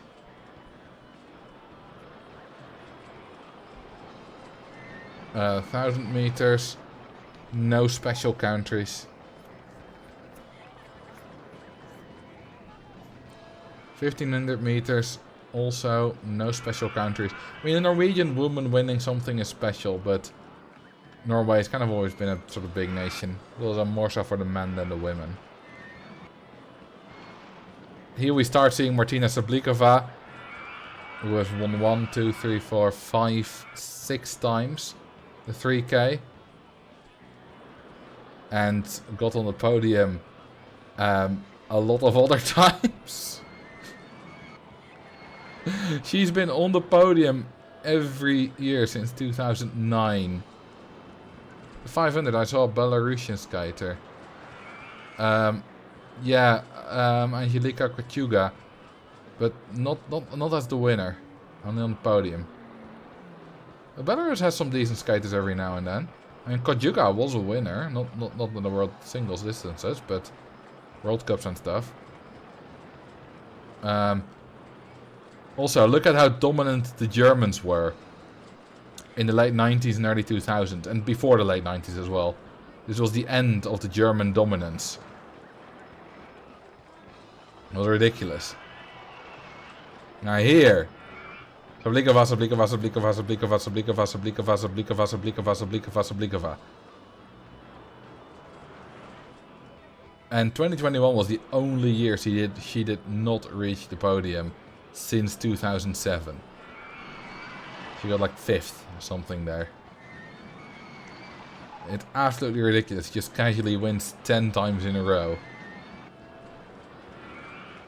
But yeah, that's kind of a special nation, but she still shows up a lot because she was so good for so long. Mastart, not really any special countries. Team Pursuit, not either. And neither for the team Sprint. You also have the Olympic Games, of course.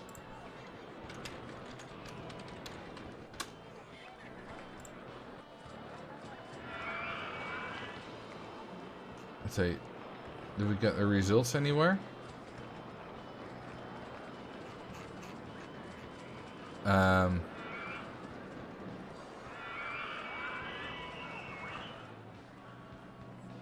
Can we click on any distance? I want to kind of get a nice overview. Oh, there we go. So this is the 500 meter men. And in 1948, 3 people tied for second place on the 500. It was a lot more common back then because you only measured the times in tenths of seconds. 1932 was interesting. It was in the USA, Lake Placid, and as opposed to skating in pairs against each other every time, people skated in mass starts, as you can see here, pack start as it was called. Even on the short sprint distances, which was quite different than how it was done before or ever after. After that was also standardized. But yeah, the weirdest counter here, I mean, Sweden, kind of, in 1972, Hasse Börjes.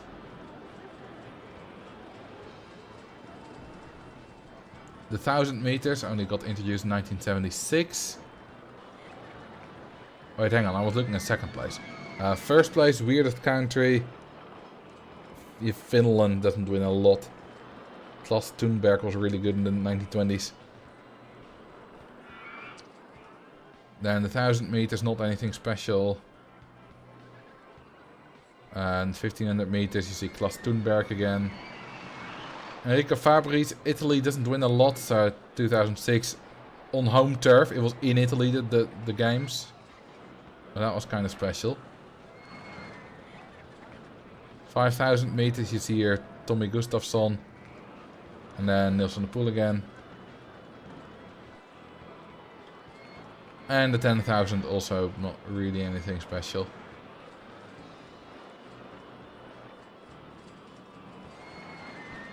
And the women's. Any weird countries there? Probably would have known about it. I mean, Monica Flug being from West Germany instead of East Germany is a bit weird. Because the East Germans were like an absolute force to be reckoned with. The West Germans, not so much. Poland in 2014. Oh yeah, of course. How could I skip past that? It's a big new Brodka. It's because I got stuck on Fabris. No one expected this big new Brodka to win. I actually spoke to Brodka when I was at the World Championships last month in Insel in Germany. He follows me on Twitter, which is nice. But he beat Koen Verwij, who was one of the favorites, with 3,000ths of a second. 1:45.006 to 1:45.009. So 1 minute 45 seconds and a few thousandths.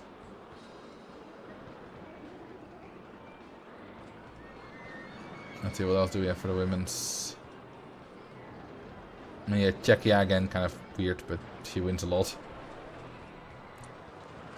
And then the 5K, which only exists since 1988. So yeah, I guess Poland might be the weirdest. Okay, in the meantime, we have become rich again. So I can fill up the hole.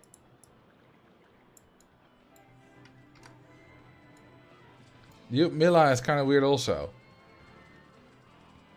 Wait, Lyudmila Skoblikova? No, it's Lydia Skoblikova. Hang on, who is Lyudmila again?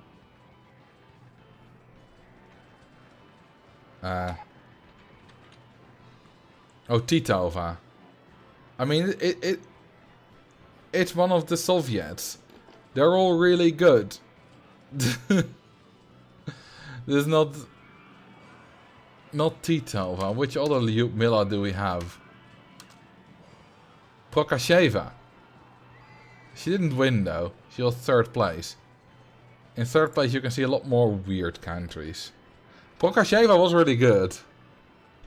You do see sometimes good Kazakhs guys. We have Morozova now. Aidova. Yeah, you see a few. When playing RCT, if you feel like there's nothing else to do but wait, what should you be keeping an eye on? Speed skating statistics, apparently. No, I mean, if there's, while you need to wait, have a look at, are there any dirty areas? A lot of puke in one place. Are there maybe anything, that there's like a big area without stalls? Have a look at the thoughts of your guests, maybe. Is there like any unoptimized ride, for example? You might have a wild mouse that has still the standard 10-second waiting time, which makes the throughput a lot lower. Basically check for stuff like that. See if you have enough staff. Look at this. It's ridiculous. Also, that weekly profit though.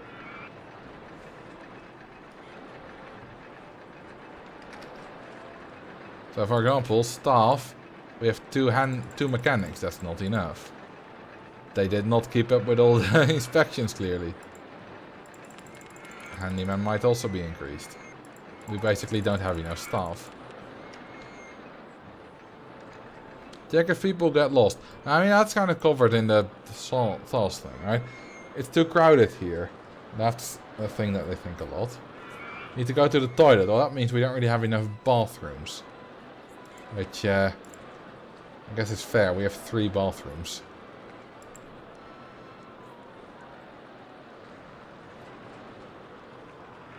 How does guest storing work? You just send them to a long queue line? Yes. Basically...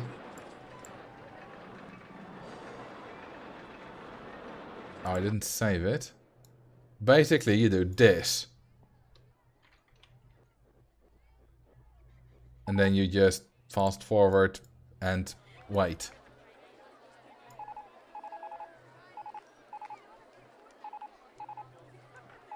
It's easy. You just build a ride that never goes. And then the guest will stay in the queue line.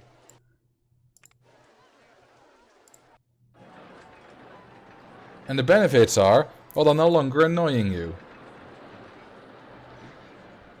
I mean, the benefit in that one was for a very specific challenge, but if you're playing normally, the benefit is to prevent overcrowding. Because all these 106 people in the queue line of the mini helicopters are no longer on the path contributing to overcrowding. Now, it's a bit different in this scenario because this is a pay for entry or a pay for ride scenario, so you kind of want guests to go on rides as much as possible. But in pay for entry scenarios, you don't have to worry about that because they've already paid to enter the park. So you can simply store the guests somewhere. They're not going to be spending much money anyway. I mean, maybe an umbrella if it's raining. But other than that, just store them away if overcrowding is an issue. It's not like you won't need it often. I mean, let's be honest, right? Any of those kind of special tricks, storing guests or a maze trap or anything like that, you don't need them. You don't need them to beat any of the default scenarios.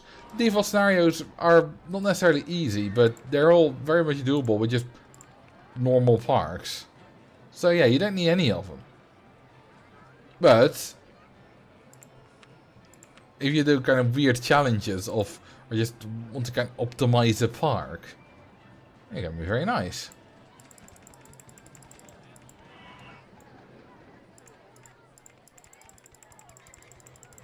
And that's basically what my channel is about, right?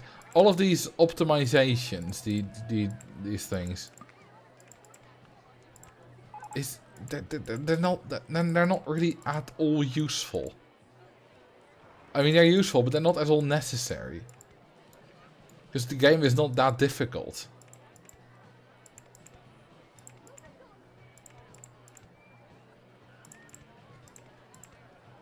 But if you want to, you know, beat the game with some restriction or see how much profit you can make or whatever, then they're very useful.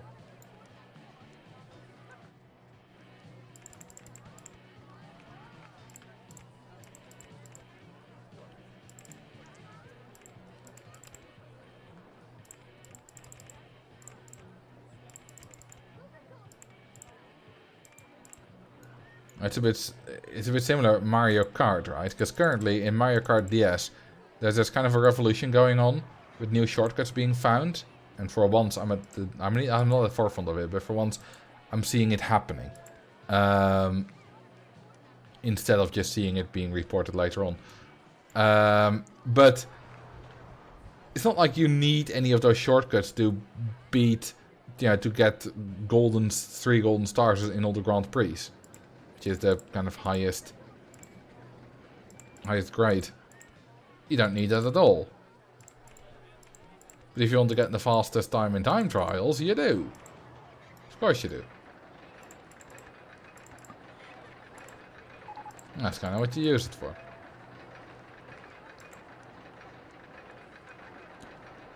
Yes, that was just summoning salt videos. Not just summoning salt, but mostly summoning salt. I left a comment on one of the world record videos. Was like, it's nice seeing this happen as it happens instead of just later in the summoning salt video.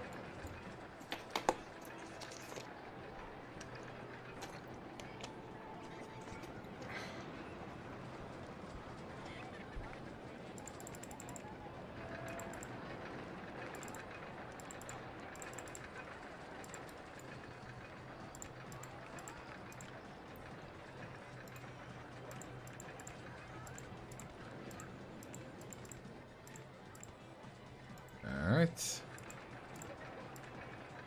Oh, this has no photo section? I didn't know.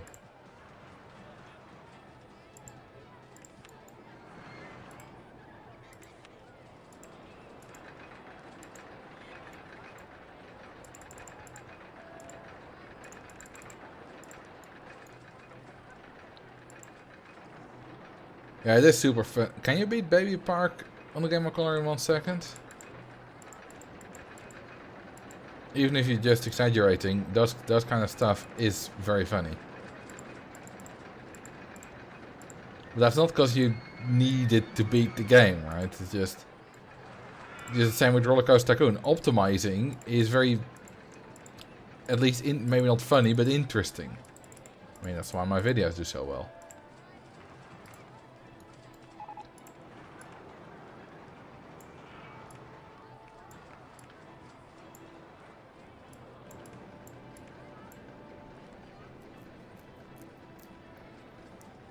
That's the nail of the circuit in Mario Kart DS. Oh, I mean, you can't beat that in 1 second. I do know that.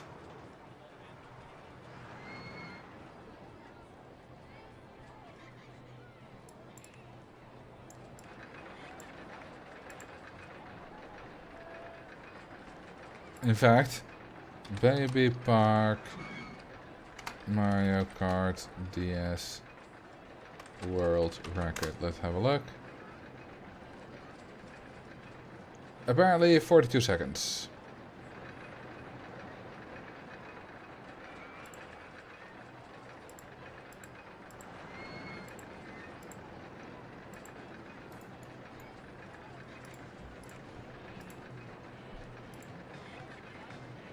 Do you play RST3? I have played it. Do you see what I mean, chat? That's the second time this stream that question has come up. By far the most common one. RST3, Planet Coaster, Parkitect, others. God damn it, dropped the cap to my water bottle. I'll find that later. Have you ever played RST2? Yeah, I did. Shitty game. Never buy it. Hate it.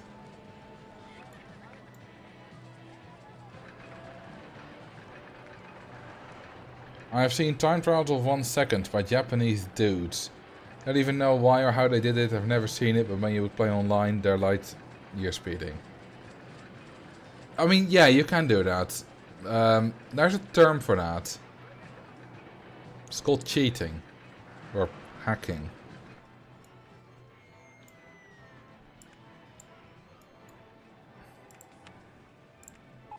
Ooh, we unlocked the ball. The big fat ball.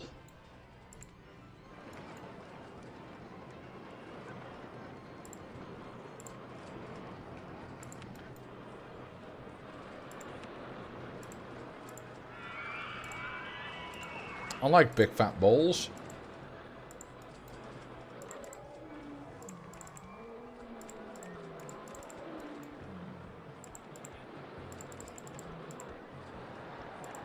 Ah, that's a perfect sawtooth of a queue line.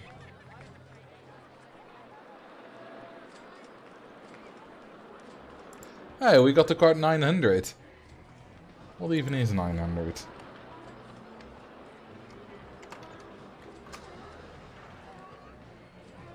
Oh, it's the All Hill Satan thing.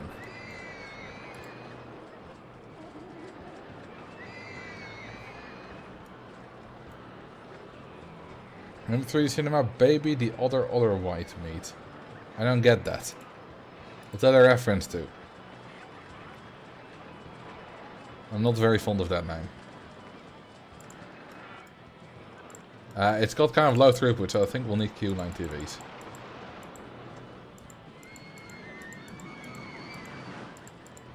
Also, we have nearly 3,000 guests.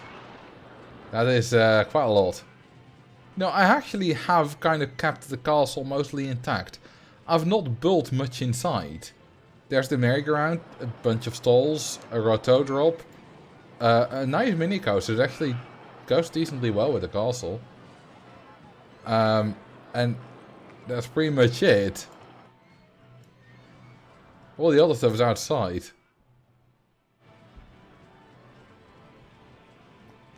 It's from Austin Powers. I don't really know what Austin Powers is. I've heard of it, and I would probably recognize a picture of Austin Powers. But that's about it.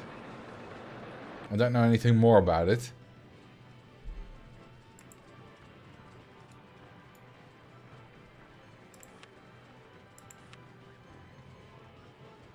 So the goal was 1200. We have 2800 guests, so we're easily gonna make that.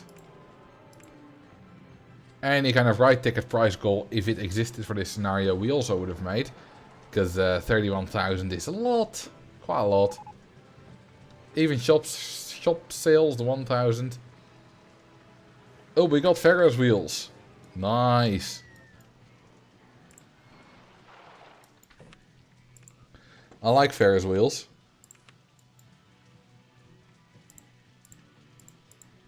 I like them very much.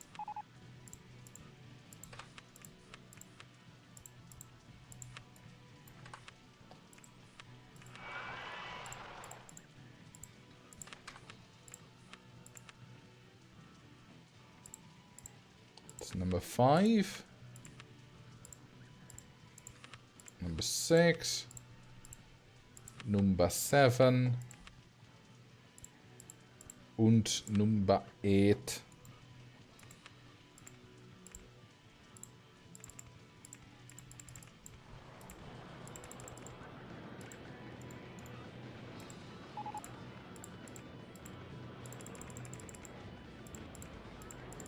That is satisfying, building the Q9s in that way.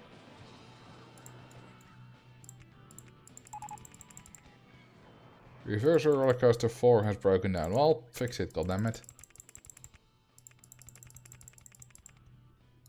This is Ferris Wheel Island.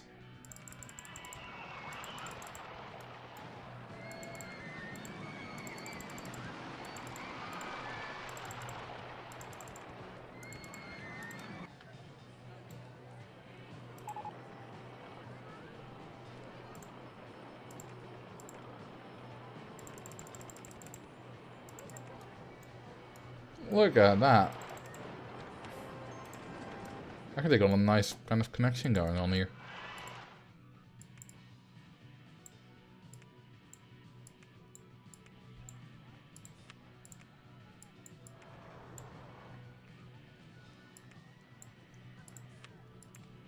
And orange. You know what this is going to be. Then here green.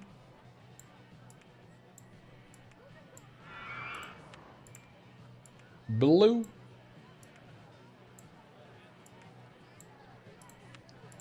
Kind of like a light purple. A normal person, that's just Ferris Wheel. Any normal person, that's just Ferris Wheel Island. Me, an average Marcel viewer. It's gay time! Well, my voice kind of cracked there. Kind of. Big time. I mean, it's both, right? I mean, it's just a nice rainbow Ferris wheels. It is. But it's also, hey, let's support the gays. It's both. Okay, let's actually spend some money on this. Look at that, we now have an actual Ferris wheel island. We can make it 10 by 10 actually. That fits perfectly. It's exactly 10 by 10. Let's make it 12 by 12. It's kind of a peninsula now. And then we can put like flower beds in here.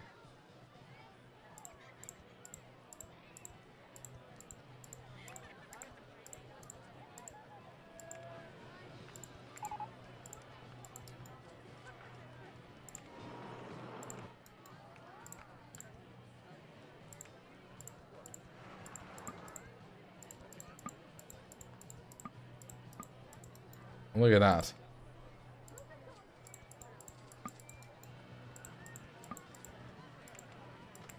And then a fence around it. Marcel's dirty mind is broken down. Well, let's hope it gets fixed quickly. Because otherwise my videos won't no longer be any good.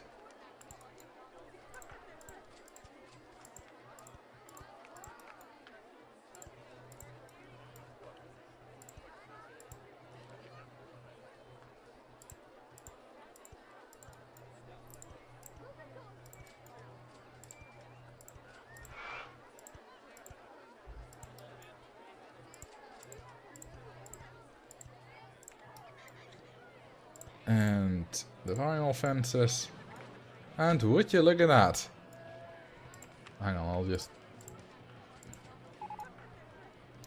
Isn't that beautiful? It's kind of expensive. Not necessarily the Ferris wheels and stuff. That cost like, I don't know, you know, like 3,000 in landscaping. Although most of that was expensive paths before I raised the land. But yeah, that was under 10k. But then you got another 22k. Such for all the land. Because that was the expensive bit. But also the beautiful bit. Quite fond of this. Let's see how many guests come. Not that many, and they're not that popular because they're goddamn Ferris wheels and they're not great. But that doesn't matter. They're here.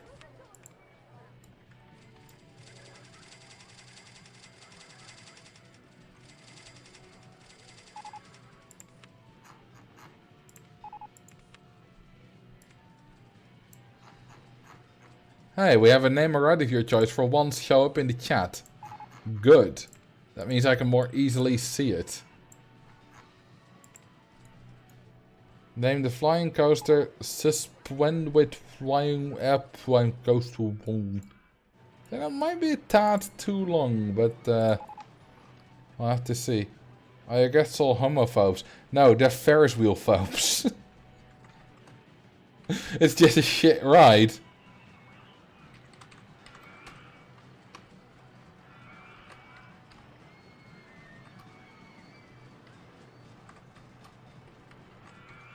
Yeah, it's too long. I'll remove the app wampa.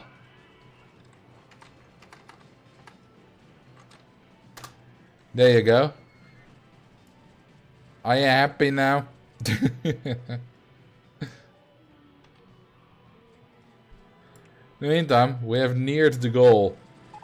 And with a little bit fast forwarding, we're nearing it even quicker.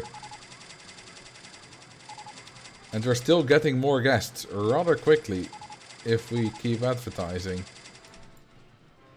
We can do a little bit of quick decorating. Ooh, now we have a lot of dead trees. Now I don't want to spam gravestones. I want to make a little graveyard. Look at that. Or rather, look at dead. Dead trees on the water. Oh, whoopsie. I mean, trees in the water kind of works. You know, with floods. But yeah, outside of that, not so much.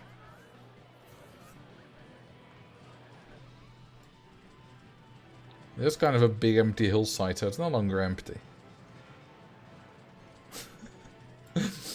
A near-death graveyard and then suddenly gay as fuck Ferris Island. Yep. That's how it works here. That's exactly how it works here. We kind of flip between two moods. Depression and gay.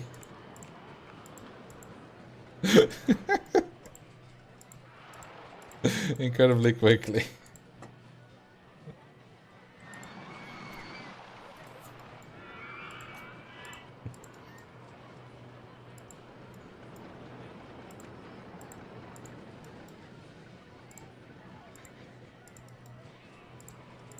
That's how we do stuff here, baby.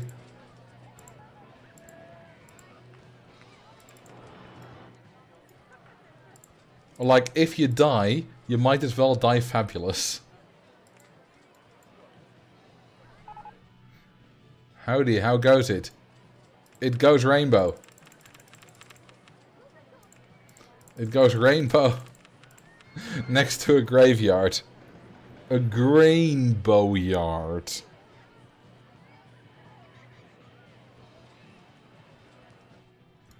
And we're rich as hell. 32,000 a month. If we refurbish some of those rides, it would be even more. We used to be able to charge 1680 for this baby. Now only 1120. It's quite a bit less.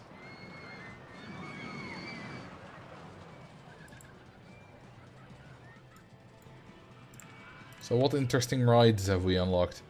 Ooh, the Ops Tower. We got the go-karts. Ooh, we got a log plume, a dinghy slide. Quite a lot of rides available here. Still no stalls, but then again, we're not researching stalls, so that makes a lot of sense. Let's have a little look at some of the ride stats.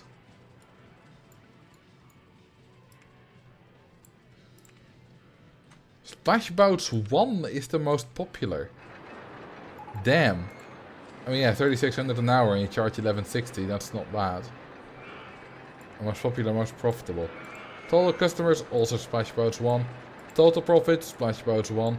Customers per hour, Splashboats 1. Income, Splashboats 1.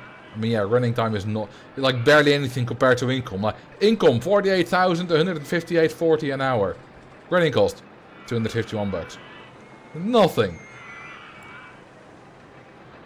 Highest running cost goes to Reverser Roller Coaster 4, which has slightly higher than number 2. Lowest is a lot of 4960s. Queue length. Big fat bastard. Queue time. Space 42 minutes. The queue length is only 34. It's not that much. But I got a throughput of 48. It's not very high, is it now? Reliability. Ferris wheels are new, so the highest. Space rings on, surprisingly high still. And reverser roller coasters are very low at 37 and 30% respectively. Downtime, big fat bastards. Got a long downtime for some reason. Guest favorite. Reverser roller coaster 4. Excitement. Big fat bastards. The most exciting ride in the park. I mean, it's a big wooden roller coaster. What do you expect? Intensity. William Shatner's Rocket Man, which is mostly due to slightly high G-forces. You know, 6.3 positive, minus 4.5 negatives. Yeah, don't complain about it. Your spine will be fine. And then Rotor Drop. Classic stand-up wooden stand-up coaster. Lowest excitement. Circus 1 with 0.3. Which is just the default for a circus. Yeah, mini helicopters and a lot of Ferris wheels. Nausea rating. Highest. Rotor Drop 1, of course. Then Suspended Flying Coaster. Space Rings. Space Rings is ridiculous. Circus 0.00. Mini helicopters 0.01. What exactly causes the 0.01 nausea? What's the difference between 0.01 and 0.00?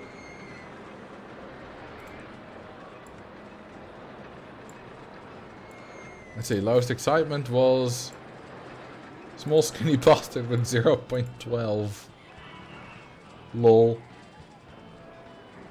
And after that, you know, if you exclude tax requirements that are filled, it's the merry-go-round, which is 1.15.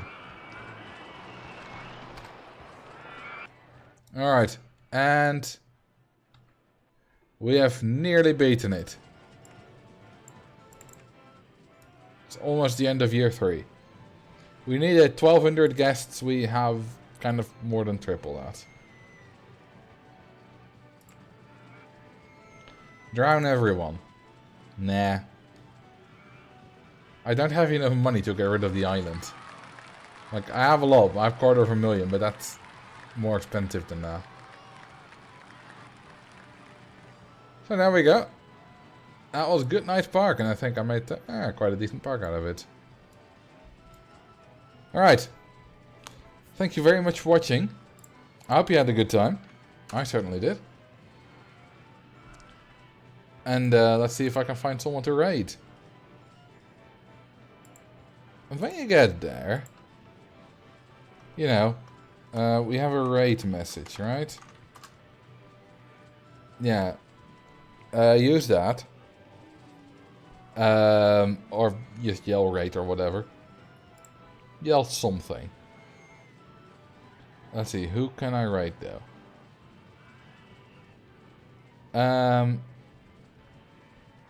How about Chef Quinn? Who's also playing Roller Coaster Tycoon. Doing a multiplayer thing actually. I'm not sure if you can join, but they're doing a multiplayer thing. Alright, thank you very much. Oh, thank you for the sub, Boratix. You've kind of joined at the end of the stream, but thank you anyway. I don't know if you just joined, but this happened at the end of the stream. And I'll see you next time. There won't be a video tomorrow, it's not yet done, but there will be a long video once it's done.